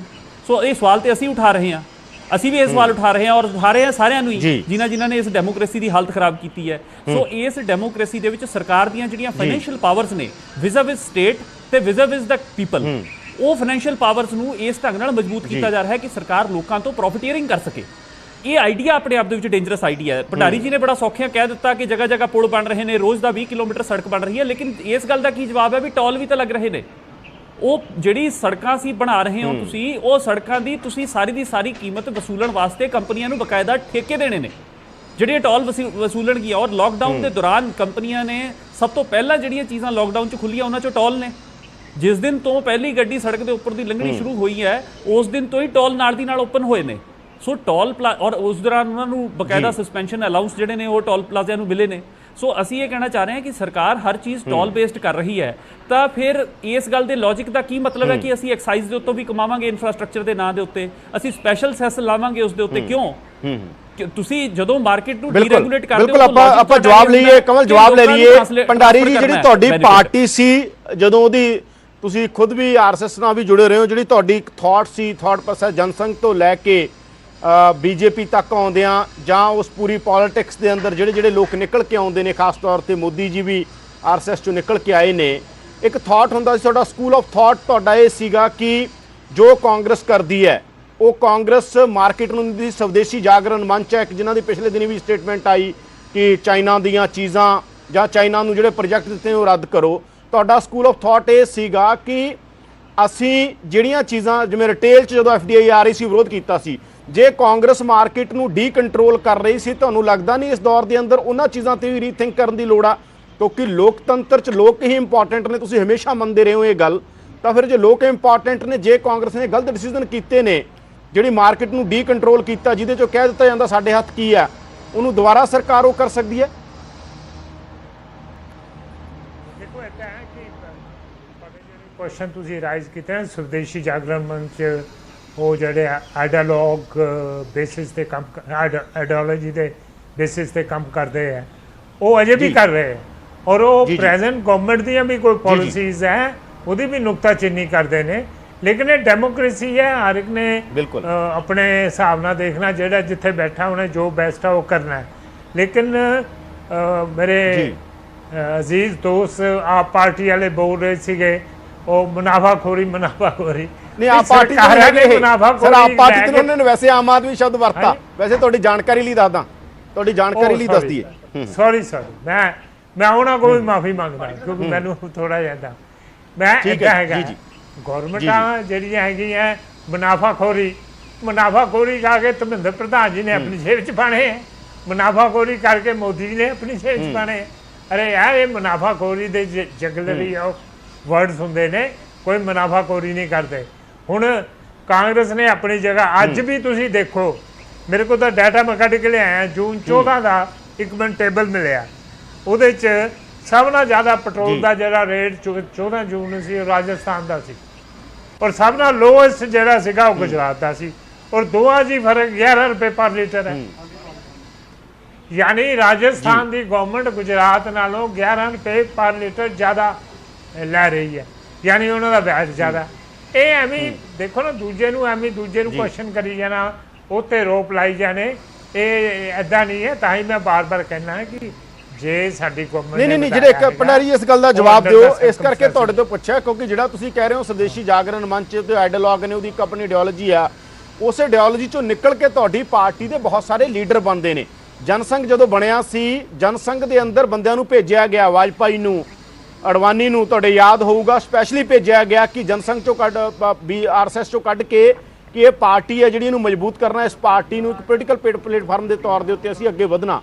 ਤਾਂ ਤੁਹਾਡਾ ਇੱਕ ਆਈਡੀਓਲੋਜੀ ਹੁੰਦੀ ਸੀ ਕਿ ਜੋ ਕਾਂਗਰਸ ਦੇ ਟਾਈਮ ਜਾਂ ਇੱਕ ਸਰਕਾਰਾਂ ਦੇ ਟਾਈਮ ਜਨਤਕ ਖੇਤਰ ਦੇ ਅੰਦਰ ਜਦੋਂ ਰਿਟੇਲ ਆ ਰਿਹਾ ਸੀ, ਉਸ ਤੋਂ ਬਾਅਦ ਤੇ ਤੁਸੀਂ ਡਿਫੈਂਸ 'ਚ ਵੀ FDI ਲਏ, ਤੁਹਾਡੀ ਸਰਕਾਰ ਮੋਦੀ ਸਰਕਾਰ ਦੇ ਦੌਰ 'ਚ ਡਿਫੈਂਸ 'ਚ ਵੀ FDI ਆਈ ਆ, ਤੁਸੀਂ ਉਹ ਚੀਜ਼ਾਂ ਦਾ ਡਟ ਕੇ ਵਿਰੋਧ ਕਰਦੇ ਹੁੰਦੇ ਸੀ ਆਈਡੀਓਲੋਜੀਕਲੀ, BJP ਵੀ, ਕਿ ਜਿਹੜੀ ਮਾਰਕੀਟ ਡੀ ਕੰਟਰੋਲ ਹੋਈ ਹੈ, ਜਿਹੜਾ ਕਿਹਾ ਜਾ ਰਿਹਾ ਹੁਣ ਸਾਡੇ ਹੱਥ ਕੁਝ ਨਹੀਂ ਹੈ, ਉਹਨੂੰ ਦੁਬਾਰਾ ਕੰਟਰੋਲ ਨਹੀਂ ਕੀਤਾ ਜਾ ਸਕਦਾ ਸਰਕਾਰ ਵੱਲੋਂ। ਸਵਾਲ ਇਹ ਆ, ਦੇਖੋ ਹਾਲਾਤਾਂ ਦੇ ਹਿਸਾਬ ਨਾਲ ਸਰਕਾਰ ਜੋ ਡਿਸੀਜਨ ਲੈਣੇ ਬਣਦੇ ਆ ਬਿਲਕੁਲ ਲਏਗੀ। ਔਰ ਜਿਹੜੀ ਗੱਲ ਅਸੀਂ ਕਹਿ ਰਹੇ ਹਾਂ ਨਾ ਜੀ, ਉਹ FDI ਆ ਗਈ, ਹੋਰ ਆ ਗਈ। ਅੱਜ ਜਿਹੜੀ ਗਵਰਨਮੈਂਟ ਦੀ ਆਈਡੀਓਲੋਜੀ ਹੈ, ਅੱਜ ਜਿਹੜਾ ਗਵਰਨਮੈਂਟ ਦਾ ਸਟ੍ਰੈਸ ਹੈ, ਉਹ ਆਤਮ ਨਿਰਭਰਤਾ ਤੇ ਹੈ, ਸੈਲਫ ਸਫੀਸ਼ੀਐਂਟ ਹੋਣ ਤੇ ਹੈ, ਮੇਕ ਇਨ ਇੰਡੀਆ ਹੈ। ਇਸ ਕਾਰਨ ਇਹ ਕੋਈ 4 ਦਿਨਾਂ 'ਚ ਬਦਲ ਜਾਵੇ, ਇੱਕ ਟਨਿਓਰ 'ਚ ਬਦਲ ਜਾਵੇ, ਇਹ ਐਸਾ ਨਹੀਂ ਪੋਸੀਬਲ। ਪਿਛਲੇ 70 ਸਾਲਾਂ ਦਾ ਜੰਮੀਆਂ ਚੀਜ਼ਾਂ ਜਿਹੜੀਆਂ ਉਹਨੂੰ ਹੌਲੀ ਹੌਲੀ ਜੇ ਉਹਨਾਂ ਨੂੰ ਲਾਣਾ ਹੈਗਾ, ਉਹਦੇ 'ਚ ਟਾਈਮ ਤਾਂ ਲੱਗੇਗਾ ਹੀ ਲੱਗੇਗਾ। ਇਸ ਕਾਰਨ ਲੋਕ ਗੱਲਾਂ ਬਹੁਤ ਕਰਦੇ ਆ। ਪ੍ਰਗਟ ਜੀ ਤੁਸੀਂ ਤੇ ਪ੍ਰਗਟ ਜੀ, ਮੈਂ ਉਹਨਾਂ ਭੰਡਾਰੀ ਜੀ ਵਾਪਸ ਆਉਣਾ ਤੁਹਾਡੇ ਕੋਲੇ। ਪ੍ਰਗਟ ਜੀ ਗੱਲ ਦਾ ਜਵਾਬ ਦਿਓਗੇ? ਭੰਡਾਰੀ ਜੀ ਮੈਂ ਆ ਗਿਆ, ਵਾਪਸ ਆ ਗਿਆ ਤੁਹਾਡੇ ਕੋਲੇ। ਪ੍ਰਗਟ ਜੀ, ਕੀ ਤੁਸੀਂ ਤੇ ਕਈ ਵਾਰ ਬਿਯੋਂਡ ਵੀ ਬੋਲਦੇ ਹੋ, ਆਪਣੀ ਪਾਰਟੀ ਤੋਂ ਵੀ ਬਿਯੋਂਡ ਬੋਲ ਜਾਂਦੇ ਹੋ, ਕੀ ਇਹ ਪੋਲਿਟਿਕਸ ਦੀ ਤਰਾਸਦੀ ਇਹੀ ਹੈ ਕਿ ਜਦੋਂ ਸੱਤਾ 'ਚ ਕਾਂਗਰਸ ਹੋਏਗੀ ਕਹਿ ਦੇਗੀ, BJP ਕਹੇਗੀ ਕਾਂਗਰਸ ਨੇ ਕਰਤਾ, ਜਦੋਂ BJP ਸੱਤਾ 'ਚ ਹੋਏਗੀ ਉਦੋਂ ਕਾਂਗਰਸ ਕਹਿ ਦੇਗੀ ਕਿ ਇਸ ਦੇਸ਼ ਦੀ ਸਭ ਤੋਂ ਵੱਡੀ ਤਰਾਸਦੀ ਇਹੀ ਹੈ, ਆਪਾਂ ਡਾਇਨੈਸਟੀ ਪੋਲਿਟਿਕਸ ਨੂੰ ਛੱਡ ਕੇ ਉਦੋਂ ਬਿਯੋਂਡ ਕਹਿ ਦਿੰਦੇ ਹਾਂ, ਰਾਜ ਤੇ ਦੋਵਾਂ ਪਾਰਟੀਆਂ ਨਹੀਂ ਕੀਤਾ ਇਹਨਾਂ ਨੇ, ਕਿ ਇਹੀ ਦੇਸ਼ ਦੀ ਤਰਾਸਦੀ ਹੈ? ਪ੍ਰਗਟ ਜੀ ਨਹੀਂ, ਮੈਂ ਤਾਂ ਬਿਲਕੁਲ ਇਸ ਗੱਲ ਤੇ ਕਲੀਅਰ ਹੈਗਾ ਕਿ ਤਰਾਸਦੀ ਇਹ ਆ, ਕਿਉਂਕਿ ਜਦੋਂ ਅਸੀਂ ਸੱਤਾ ਦੇ ਵਿੱਚ ਨਹੀਂ ਹੁੰਦੇ ਅਸੀਂ ਹੋਰ ਗੱਲਾਂ ਕਰਦੇ ਹਾਂ, ਜਦੋਂ ਸੱਤਾ 'ਚ ਆ ਜਾਂਦੇ ਹਾਂ ਫਿਰ ਹੋਰ ਗੱਲਾਂ ਕਰਦੇ ਹਾਂ। ਆਤਮ ਨਿਰਭਰ ਦੀ ਗੱਲ ਕਰੀ ਜਾਣ ਡਏ ਆ, FDI ਨੂੰ ਅਪੋਜ਼ ਕਰਦੇ ਰਹੇ ਆ। ਹੁਣ 76% ਡਿਫੈਂਸ ਮਕੈਨਿਜ਼ਮ ਦੇ ਵਿੱਚ ਇਹਨਾਂ ਦੀ FDI ਆ ਗਈ। ਇਹਨਾਂ ਨੇ ਤਾਂ ਬੇਸਿਕਲੀ ਕੋਈ ਸਪੇਸ ਰਿਸਰਚ ਵੀ ਨਹੀਂ ਛੱਡੀ ਜਿਹਦੇ ਵਿੱਚ FDI ਨੂੰ ਨਾ ਲੈ ਕੇ ਆਂਦਾ ਹੋਵੇ। ਔਰ ਚਲੋ ਮੈਂ ਇਹ ਨਹੀਂ ਕਹਿੰਦਾ, ਮੈਂ ਕਹਿੰਦਾ ਹੁਣ ਹੀ ਕਰੈਕਟ ਕਰ ਲਓ, ਕਿਉਂਕਿ ਮੈਂ ਕਹਿੰਦਾ ਦੇਖੋ ਕੀ ਹੋਇਆ ਕਿ ਮੰਨ ਲਓ UPA ਨੇ 10 ਸਾਲ ਜਿਹੜੀ ਰੂਲ ਕੀਤਾ ਹੈਗਾ, ਉਹਦੇ ਵਿੱਚ ਮੈਂ ਕਹਿੰਦਾ ਬਹੁਤ ਗਲਤੀਆਂ, ਭੰਡਾਰੀ ਜੀ ਕਹਿ ਰਹੇ ਆ ਵੀ ਹਾਂ ਵੀ ਬਹੁਤ ਗਲਤੀਆਂ ਹੋਈਆਂ, ਮੈਂ ਇਸ ਗੱਲ ਨਾਲ ਮੰਨ ਹੀ ਲੈਣਾ ਵੀ ਬਹੁਤ ਗਲਤੀਆਂ ਹੋ ਗਈਆਂ, ਪਰ ਪਿਛਲੇ 6 ਸਾਲਾਂ 'ਚ ਵੀ ਜਿਹੜੀਆਂ ਹੋ ਰਹੀਆਂ ਜਾਂ ਹੁਣ ਹੋ ਰਹੀਆਂ, ਕਿਉਂਕਿ ਹੁਣ ਤਾਂ ਤੁਹਾਡੀ ਸਰਕਾਰ ਹੈ, ਕਿਉਂਕਿ ਮੈਂ ਤਾਂ ਪਾਰਟੀ ਲੈਵਲ ਤੋਂ ਵੀ ਉੱਤੇ ਉੱਠ ਕੇ ਗੱਲ ਕਰਦਾ ਹੁੰਨਾ ਵੀ ਯਾਰ ਆਹ ਕਰੈਕਟਿਵ ਮੇਜਰ ਜਿਹੜੇ ਆ ਸਾਨੂੰ ਲੈਣੇ ਚਾਹੀਦੇ ਆ। ਅਸੀਂ ਸਾਰਿਆਂ ਨੇ ਇੱਥੇ ਬੈਠੇ ਨਹੀਂ ਰਹਿਣਾ। ਮੈਂ ਤਾਂ ਕਿਉਂਕਿ ਜੇ ਪੰਜਾਬ ਦੀ ਗੱਲ ਵੀ ਜਦੋਂ ਆਉਂਦੀ ਆ, ਜੇ ਸਾਡੀ ਪਾਰਟੀ ਦੀ ਗੱਲ ਵੀ ਆਉਂਦੀ, ਸਰਕਾਰ ਦੀ ਗੱਲ ਵੀ ਆਉਂਦੀ ਆ, ਮੈਂ ਤਾਂ ਖੁੱਲ੍ਹ ਕੇ ਗੱਲ ਕਰਦਾ ਵੀ ਪ੍ਰੋਬਲਮ ਕਿੱਥੇ ਆ। ਪ੍ਰੋਬਲਮ ਤਾਂ ਸਾਰੀ ਇੱਥੇ ਆ ਵੀ ਆਪਾਂ ਇਹਦੇ ਹੁਣੀ ਕਰੈਕਟਿਵ ਮੇਜਰਸ ਲੈ, ਕਰੈਕਟਿਵ ਮੇਜਰਸ ਤਾਂ ਲੈ ਲਈਏ, ਕਮ ਸੇ ਕਮ ਹੁਣ ਤਾਂ ਕਰੈਕਟਿਵ ਮੇਜਰ ਲੈ ਲਈਏ। ਸੋ ਇਸ ਕਰਕੇ ਜੇ ਹੁਣ ਵੀ ਅਸੀਂ ਨਹੀਂ ਲੈਣੇ, ਅੱਛਾ ਬੇਸਿਕਲੀ 3000 ਕਰੋੜ ਦੀ ਮੂਰਤੀ ਤਾਂ ਤੁਸੀਂ ਚਾਈਨਾ ਤੋਂ ਬਣਾ ਲਈ। ਤੁਸੀਂ ਪਤਾ ਨਹੀਂ ਕਿ ਮੇਕ ਇਨ ਇੰਡੀਆ, ਮੈਨੂੰ ਤਾਂ ਸਮਝ ਨਹੀਂ ਆਈ ਵੀ ਮੇਕ ਇਨ ਇੰਡੀਆ ਕਿੱਥੇ ਬਣ ਰਿਹਾ ਹੈਗਾ। ਕਿਤੇ ਭੰਡਾਰੀ ਜੀ ਪਬਲਿਕ ਦੇ ਵਿੱਚ ਵੀ ਮੇਕ ਇਨ ਇੰਡੀਆ ਲੈ ਆਓ ਵੀ ਹਾਂ ਵੀ ਅਸੀਂ ਆਹ ਮੇਕ ਇਨ ਇੰਡੀਆ ਦੇ ਵਿੱਚ ਸਾਡੇ ਕੋਲ 4.5% ਸਿਰਫ ਸਕਿਲਡ ਵਰਕਰ ਹੈ। 135 ਕਰੋੜ ਦੇ ਦੇਸ਼ ਦੇ ਵਿੱਚੋਂ 4.5% ਸਕਿਲਡ ਵਰਕਰ ਹੈ ਸਾਡੇ ਕੋਲ। ਤਾਂ ਅਸੀਂ ਬੇਸਿਕਲੀ ਅਸੀਂ ਉਸ ਮਕੈਨਿਜ਼ਮ ਨੂੰ, ਉਸ ਮਸ਼ੀਨਰੀ ਨੂੰ ਮੈਚ ਅਪ ਨਹੀਂ ਕਰ ਰਹੇ ਵਰਲਡ ਲੈਵਲ ਤੇ। ਅਸੀਂ R&D ਕੀਤੀ ਨਹੀਂ, ਮੈਂ ਕਹਿੰਦਾ ਕਾਂਗਰਸ ਨੇ ਨਹੀਂ ਕੀਤੀ, ਪਰ ਹੁਣ ਤਾਂ ਸ਼ੁਰੂ ਕਰ ਲਈਏ, ਕਿਉਂਕਿ ਜੇ R&D ਅਸੀਂ ਨਹੀਂ ਕਰਾਂਗੇ, ਅਸੀਂ ਸਾਡੇ ਕੋਲ ਸਕਿਲਡ ਵਰਕਰ ਹੋਊਗਾ ਨਹੀਂ, ਅਸੀਂ ਮਸ਼ੀਨਾਂ ਵੀ ਭਾਵੇਂ ਬਾਹਰੋਂ ਲੈ ਆਵਾਂਗੇ ਪਰ ਅਲਟੀਮੇਟਲੀ ਚਲਾਵਾਂਗੇ ਕਿੱਥੋਂ, ਕਿਉਂਕਿ ਅਸੀਂ ਰਾਇਲਟੀ ਕਿਹਨੂੰ ਪੇ ਕਰਦੇ ਹਾਂ। ਕਿਉਂਕਿ ਅਸੀਂ ਤਾਂ ਜਿੰਨੀਆਂ ਵੱਡੀਆਂ ਕੰਪਨੀਆਂ ਹੈਗੀਆਂ ਉਹਨਾਂ ਨੂੰ ਲਿਆ ਕੇ, ਅੱਛਾ ਅਸੀਂ ਬੇਸਿਕਲੀ ਉਹਦਾ ਮਾਡਲ ਬਦਲ ਲਿਆ। 200-250 ਬੰਦਾ ਮਾਨੀ ਆ, ਅਡਾਨੀ ਆ, ਜਿਹੜੇ ਵੀ 200-250 ਬੰਦੇ ਹੈਗੇ ਆ, ਜੇ ਇਹਨਾਂ ਦਾ NPA ਕੱਢ ਕੇ ਦੇਖ ਲਓ, ਅਲਟੀਮੇਟਲੀ ਇਹਨਾਂ ਨੇ ਤਾਂ ਹਰ ਚੀਜ਼ ਹੁਣ ਰੇਲਵੇ ਨੂੰ ਪ੍ਰਾਈਵੇਟਾਈਜ਼ ਕਰਨ ਲੱਗੇ ਆ। ਅੱਛਾ ਇਹਨਾਂ ਨੇ ਹੋਰ ਤਾਂ ਕੀ ਕੀਤਾ, ਲਾਕਡਾਊਨ ਦੇ ਵਿੱਚ 5 ਜਾਂ 6 에ਅਰਪੋਰਟ ਜਿਹੜੇ ਆ ਉਹ ਵੇਚ ਦਿੱਤੇ। ਸੋ ਆਪਾਂ ਕਿਹੜੀ ਚੀਜ਼ ਨੂੰ ਮੈਨੂੰ ਤਾਂ ਇਹ ਨਹੀਂ ਸਮਝ ਆਉਂਦੀ ਵੀ ਕੰਟਰੋਲ ਕਿਹੜੀ ਚੀਜ਼ ਨੂੰ ਕਰਨਾ ਚਾਹੁੰਦੇ ਆ। ਚੰਗੀ ਗੱਲ ਹੈਗੀ ਆ ਵੀ ਇਹਦਾ ਜਿਹੜਾ ਹੁਣ ਕਿਉਂਕਿ ਸਟਾਕ ਕਰ ਲੈਣਾ ਸਾਨੂੰ ਚਾਹੀਦਾ ਤੇਲ ਦਾ, ਪਰ ਅਲਟੀਮੇਟਲੀ ਉਹਨੂੰ ਬੈਲੈਂਸ ਹੀ ਕਰ ਲਓ। ਬੈਲੈਂਸ ਕਰਕੇ ਕੁਛ ਨਾ ਕੁਛ ਤਾਂ ਰਾਹਤ ਦੇ ਦਿਓ, ਜਦ ਕਿ ਹਿੰਦੁਸਤਾਨ ਪੂਰਾ, ਮੈਂ ਕਹਿੰਦਾ ਕਰੋਨਾ ਦੀ ਮਾਰ ਹੈਗੀ ਆ, but at the same time ਜਦੋਂ ਅਸੀਂ ਪਿਛਲੇ 10-12 ਦਿਨਾਂ ਦੇ ਵਿੱਚ ਅਪਰੋਕਸੀਮੇਟਲੀ 7.5% ਤੇਲ ਤੇ 8.25 ਰੁਪਏ ਡੀਜ਼ਲ ਵਧਾਤਾ, ਤੇ ਅਸੀਂ ਉਸ ਸਮੇਂ ਵੀ ਇਹ ਕਿਤੇ ਸੋਚਦੇ ਨਹੀਂ ਹੈ ਵੀ ਯਾਰ ਗਰੀਬ ਬੰਦਾ ਉਹਨੂੰ ਰਾਹਤ ਕਾਹਦੇ ਨਾਲ ਦੇਣੀ ਆ। ਕਿਉਂਕਿ ਜਦੋਂ ਅਸੀਂ ਤੇਲ ਵਧਿਆ ਉਦੋਂ ਹਰ ਚੀਜ਼ ਜਿਹੜੀ ਆ ਸ਼ੂਟ ਅਪ ਕਰਨੀ ਆ, ਜਦੋਂ ਸ਼ੂਟ ਅਪ ਕਰਨੀ ਆ ਤੇ ਅਨਾਰਕੀ ਫੈਲਣੀ ਆ, ਹੌਲੀ ਆਮ ਬੰਦੇ ਦੀ ਰੋਜ਼ੀ ਰੋਟੀ ਦੀ ਪ੍ਰੋਬਲਮ ਵੀ ਆ ਗਈ। ਕਿਉਂਕਿ ਜਦੋਂ ਅਸੀਂ ਇਦਾਂ ਦੇ ਡਿਸੀਜਨ ਲਵਾਂਗੇ ਵੀ 3 ਘੰਟਿਆਂ 'ਚ ਅਸੀਂ ਕਹਿੰਦੇ ਵੀ ਹੁਣ ਆਪ ਜਹਾਂ ਹੈ ਵਹੀਂ ਬੈਠ ਜਾਓ, ਤੇ ਅੱਛਾ ਉਹ ਵਿਚਾਰਾ ਗਰੀਬ ਬੰਦਾ 500 ਕਿਲੋਮੀਟਰ 1000 ਕਿਲੋਮੀਟਰ ਤੁਰ ਕੇ, ਅੱਛਾ ਫਿਰ ਕਿਉਂਕਿ ਸਿਸਟਮ ਤਾਂ ਅਸੀਂ ਰਨ ਕਰਦੇ ਨਹੀਂ ਹੈ। ਅੱਛਾ ਜਿਹੜੀ ਕਿਤੇ ਟ੍ਰੇਨ ਜਿਹੜੀ ਆ, ਭੰਡਾਰੀ ਜੀ ਤੋਂ ਜਵਾਬ ਲੈ ਲਈ ਲਾਸਟ ਜਾਂਦੇ ਭੰਡਾਰੀ ਜੀ ਇੱਕ ਛੋਟਾ ਜਵਾਬ ਦਿਓ, ਸਾਡੇ ਕੋਲ ਟਾਈਮ ਬਹੁਤ ਥੋੜਾ, 30 ਸੈਕਿੰਡ ਤੁਹਾਡਾ ਜਵਾਬ ਬਸ ਇੰਨੇ ਹੀ ਚਾਹੁੰਦੇ ਆ। ਜਿਵੇਂ ਪ੍ਰਗਟ ਆਪਣੀ ਪਾਰਟੀ ਦੀ ਤੋਂ ਉੱਪਰ ਉੱਠ ਕੇ ਵੀ ਇਹ ਕਹਿੰਦੇ ਆ ਕਿ ਕਾਂਗਰਸ ਤੋਂ ਗਲਤੀਆਂ ਹੋਈਆਂ ਹੋਣਗੀਆਂ, ਕਾਂਗਰਸ ਨੂੰ ਕਰੈਕਟ ਕਰਨਾ ਚਾਹੀਦਾ, ਤੁਹਾਨੂੰ ਵੀ ਲੱਗਦਾ ਭੰਡਾਰੀ ਜੀ ਲੋਕਾਂ ਦੇ ਪੱਖ ਤੇ ਅਗਰ ਕੋਈ ਅਜੇ ਤੱਕ ਕਰੈਕਟ ਨਹੀਂ ਹੋਈ, ਬੀਜੇਪੀ ਨੂੰ ਹੋਣਾ ਚਾਹੀਦਾ? ਦੇਖੋ ਇਦਾਂ ਹੈਗਾ, 5 ਸਾਲ ਮੋਦੀ ਗਵਰਨਮੈਂਟ ਦੀਆਂ ਜਿਹੜੀਆਂ ਅਚੀਵਮੈਂਟਸ ਹੈ, ਔਰ ਜੋ ਮੋਦੀ ਗਵਰਨਮੈਂਟ ਨੇ ਆਪਣੀ ਨੀਅਤ ਨਾਲ, ਅੱਛੀ ਨੀਅਤ ਨਾਲ ਕੰਮ ਕੀਤੇ ਹੈ, ਔਰ ਇੱਕ ਪੈਸੇ ਦੀ ਕਰਪਸ਼ਨ ਨਹੀਂ ਕੀਤੀ, ਔਰ ਜਿੰਨੀ ਡਿਵੈਲਪਮੈਂਟ ਉਸ ਟਨਿਓਰ 'ਚ ਹੋਈ ਹੈ ਪਿੱਛੇ ਕਿਸੇ ਟਨਿਓਰ 'ਚ ਨਜ਼ਰ ਨਹੀਂ ਆਉਂਦੀ। ਔਰ ਇਸ ਹਾਲਾਤਾਂ ਦੇ ਵਿੱਚ ਸਭ ਨਾਲੋਂ ਬਿਹਤਰ ਹਿੰਦੁਸਤਾਨ ਵਾਸਤੇ ਔਰ ਹਿੰਦੁਸਤਾਨੀਆਂ ਵਾਸਤੇ ਅਸੀਂ ਕਰ ਰਹੇ ਹਾਂ। ਕੇਵਲ ਦੇਸ਼ ਦੇ ਪੱਧਰ ਤੇ ਹੀ ਨਹੀਂ, ਇੰਟਰਨੈਸ਼ਨਲ ਪੱਧਰ ਤੇ ਵੀ ਟੈਰਰਿਜ਼ਮ ਦੇ ਖਿਲਾਫ ਬੜੀ ਵੱਡੀ ਲੜਾਈ ਹੋ ਰਹੀ ਹੈ। ਪਾਕਿਸਤਾਨ ਨੂੰ ਬਿਲਕੁਲ ਚੁੱਪ ਕਰਾ ਕੇ ਅਸੀਂ ਬੈਠਾ ਹੈ। ਇਹ ਜਿਹੜੀਆਂ ਗੱਲਾਂ ਕਹਿੰਦਾ, ਈਵਨ ਚਾਈਨਾ ਵਾਲੀ ਜਿਹੜੀ ਗੱਲ ਹੋ ਰਹੀ ਹੈ, ਪਹਿਲਾਂ ਤਾਂ ਉਧਰ ਬਾਰਡਰਾਂ ਛੋਟਾ ਸਵਾਲ ਭੰਡਾਰੀ, ਸਾਡੇ ਕੋਲ ਟਾਈਮ ਬਸ ਛੋਟਾ ਜਿਹਾ ਇਹ ਸੀਗਾ ਕਿ ਪੈਟਰੋਲ ਡੀਜ਼ਲ ਦੀਆਂ ਕੀਮਤਾਂ 'ਚ ਕੋਈ ਰੀਥਿੰਕ ਹੋ ਸਕਦਾ ਹੈ, ਕੋਈ ਇਸ ਤਰ੍ਹਾਂ ਕੰਪਨੀਆਂ ਨਾਲ ਗੱਲ ਹੋ ਸਕਦੀ ਹੈ? ਨਹੀਂ, ਉਹਦਾ ਮੈਂ ਇੱਕੋ ਜਵਾਬ ਦੇਣਾ, ਬਹੁਤ ਰਿਲੈਕਸ ਕਰੋ ਉਹਦਾ ਮੈਂ ਜੀ ਹਾਂ ਮੈਂ ਕਰਾਂ। ਦੇਖੋ ਇਦਾਂ ਹੈ, ਉਹਦਾ ਲਾਸਟ ਟਾਈਮ ਜਦ ਵਧਿਆ ਸੀ 2 ਸਾਲ ਪਹਿਲਾਂ, ਉਸ ਵੇਲੇ ਮੈਂ ਗੱਲ ਕੀਤੀ ਸੀ ਜੀ। ਗਵਰਨਮੈਂਟ ਨੇ, ਸੈਂਟਰ ਗਵਰਨਮੈਂਟ ਨੇ GST ਕੌਂਸਲ ਦੇ ਵਿੱਚ ਪ੍ਰਪੋਜ਼ਲ ਰੱਖੀ ਸੀ ਕਿ ਅਸੀਂ ਪੈਟਰੋਲ ਨੂੰ GST ਦੇ ਵਿੱਚ ਕਵਰ ਕਰ ਲੈਂਦੇ ਹਾਂ, ਲੇਕਿਨ ਸਟੇਟ ਗਵਰਨਮੈਂਟ ਮੰਨੀਆਂ ਹੀ ਨਹੀਂ। ਔਰ ਇਹ ਗੱਲ, ਇਹ ਸਟੇਟਮੈਂਟ ਸੈਂਟਰ ਪੈਟਰੋਲੀਅਮ ਮਿਨਿਸਟਰ ਨੇ ਕਹੀ ਹੈ, ਮੈਂ ਨਹੀਂ ਕਹਿ ਰਿਹਾ। ਔਰ ਜੇ GST ਦੇ ਅੰਡਰ ਆ ਜੀ, ਜਾਵੇ ਜੀ। ਤੇ ਸਿੱਧੇ 25 ਰੁਪਏ ਐਟਲੀਸਟ ਘਟਣਗੇ। ਔਰ ਇੱਕ ਗੱਲ ਮੈਂ ਦੱਸਾਂ ਕਿ ਬਿਲਕੁਲ। 28% GST ਲੱਗਣੀ ਹੈ। ਅੱਜ ਕਈ ਗਵਰਨਮੈਂਟਾਂ ਸਟੇਟ ਗਵਰਨਮੈਂਟਾਂ ਐਸੀਆਂ ਜਿਹੜੀ 28% ਤੋਂ ਜ਼ਿਆਦਾ ਵੈਟ ਲਈ ਜਾਂਦੀਆਂ। ਜੇ ਦੋਨਾਂ ਦਾ ਬਣਾਈਏ ਤਾਂ ਤੁਸੀਂ ਦੱਸ ਦਿਓ ਕਿੱਥੇ ਜਾਊਗਾ। ਜਿਹੜਾ ਟੋਟਲ ਕਰੂਡ ਆਇਲ ਹੈ ਬਿਲਕੁਲ ਉਹ ਤਾਂ ਸਾਰਾ ਕੋਈ ਰਾਹ ਭੰਡਾਰੀ ਜੀ ਕੋਈ ਰਾਹ ਕੱਢਣ ਦੀ ਲੋੜ ਆ ਸਾਡੇ ਕੋਲ ਟਾਈਮ ਇੰਨਾ ਸੀ ਭੰਡਾਰੀ ਜੀ ਗੁਸਤਾਖੀ ਮਾਫ ਰਾਹ ਸਰ ਇਹੀ ਗੁਸਤਾਖੀ ਮਾਫ ਹੈ, ਸਾਡੇ ਕੋਲ ਰਾਹ ਟਾਈਮ ਇਹੀ ਇੰਨਾ ਹੈ। ਸੀ ਤੁਸੀਂ ਕਹਿ ਰਹੇ ਹੋ ਲੇਕਿਨ ਯਾਦਵਿੰਦਰ ਜੀ ਜੀ। ਬੇਨਤੀ ਇੰਨੀ ਲੈ ਲਿਓ ਇਹਨਾਂ ਤੋਂ ਜੀ, ਜੀ। ਜਿਹੜਾ ਨਹੀਂ ਕਮਲ ਟਾਈਮ ਨਹੀਂ ਹੈਗਾ ਹੁਣ ਕਮਲ ਹੁਣ ਟਾਈਮ ਨਹੀਂ ਹੈਗਾ ਕਮਲ ਹੁਣ ਟਾਈਮ ਕਮਲ ਨਹੀਂ, ਲੇਕਿਨ common ਹੁਣ man ਟਾਈਮ ਦੀ ਨਹੀਂ ਜਿਹੜੀ ਹੈਗਾ ਗੱਲ ਹੈ ਉਹ ਇਹ ਹੈ GST ਕਿ ਹੁਣ GST ਮਸਲਾ ਇਹ ਹੈ ਕਦੇ ਫੇਰ ਇਸ ਮਸਲੇ ਦੇ ਉੱਤੇ ਡੂੰਘਾਈ ਜਦੋਂ ਚ ਤੁਹਾਡੀ ਇੰਟੈਂਸ਼ਨ ਗੜਬੜ ਹੈ ਜੀ ਚਰਚਾ ਹੋਏਗੀ। ਧੰਨਵਾਦ ਕਮਲ ਜੀ ਧੰਨਵਾਦ ਕਮਲ ਤੁਹਾਡਾ ਸਾਡੇ ਕੋਲ ਟਾਈਮ ਨਹੀਂਗਾ। ਭੰਡਾਰੀ ਜੀ ਤੁਹਾਡਾ ਵੀ ਬਹੁਤ ਧੰਨਵਾਦ। ਕੋਈ ਨਾ ਕੋਈ ਰਾਹ ਨਿਕਲਣਾ ਚਾਹੀਦਾ। ਚਰਚਾ ਅਸੀਂ ਇਸ ਕਰਕੇ ਕਰ ਰਹੇ ਸੀ ਕਿਉਂਕਿ ਪੋਲੀਟੀਕਲ ਪਾਰਟੀਆਂ ਹੀ ਕਹਿੰਦੀਆਂ ਨੇ ਕਿ ਅਸੀਂ ਸਭ ਕੁਝ ਲੋਕਾਂ ਲਈ ਕਰਦੇ ਹਾਂ। ਸਰਕਾਰ ਕਾਂਗਰਸ ਦੀ ਹੋਵੇ BJP ਦੀ ਹੋਵੇ ਫਰਕ ਇਹਦੇ ਨਾਲ ਨਹੀਂ ਪੈਂਦਾ। ਫਰਕ ਹੈ ਕਿ ਲੋਕਤੰਤਰ ਦੇ ਅੰਦਰ ਜਦੋਂ ਕੋਈ ਚੀਜ਼ਾਂ ਹੁੰਦੀਆਂ ਨੇ ਤਾਂ ਜਦੋਂ ਲੋਕ ਸਿੱਧੇ ਤੌਰ ਤੇ ਉਹਦੇ ਨਾਲ ਅਫੈਕਟ ਹੁੰਦੇ ਨੇ ਕੋਈ ਨਾ ਕੋਈ ਰਾਹ ਸਰਕਾਰਾਂ ਨੂੰ ਕੱਢਣੇ ਚਾਹੀਦੇ ਨੇ। ਇਸੇ ਕਰਕੇ ਅਸੀਂ ਚਰਚਾ ਕਰ ਰਹੇ ਸੀ ਕਿਉਂਕਿ ਬਹੁਤ ਵੱਡਾ ਬੋਝ ਪੈ ਰਿਹਾ। ਤੁਸੀਂ ਦੇਖ ਰਹੇ ਸੀ ਪ੍ਰਾਈਮ ਟਾਈਮ। ਅੱਗੇ ਦੇਖੋ ਦੇਸ਼ ਦੁਨੀਆ ਦੀਆਂ ਵੱਡੀਆਂ ਖਬਰਾਂ।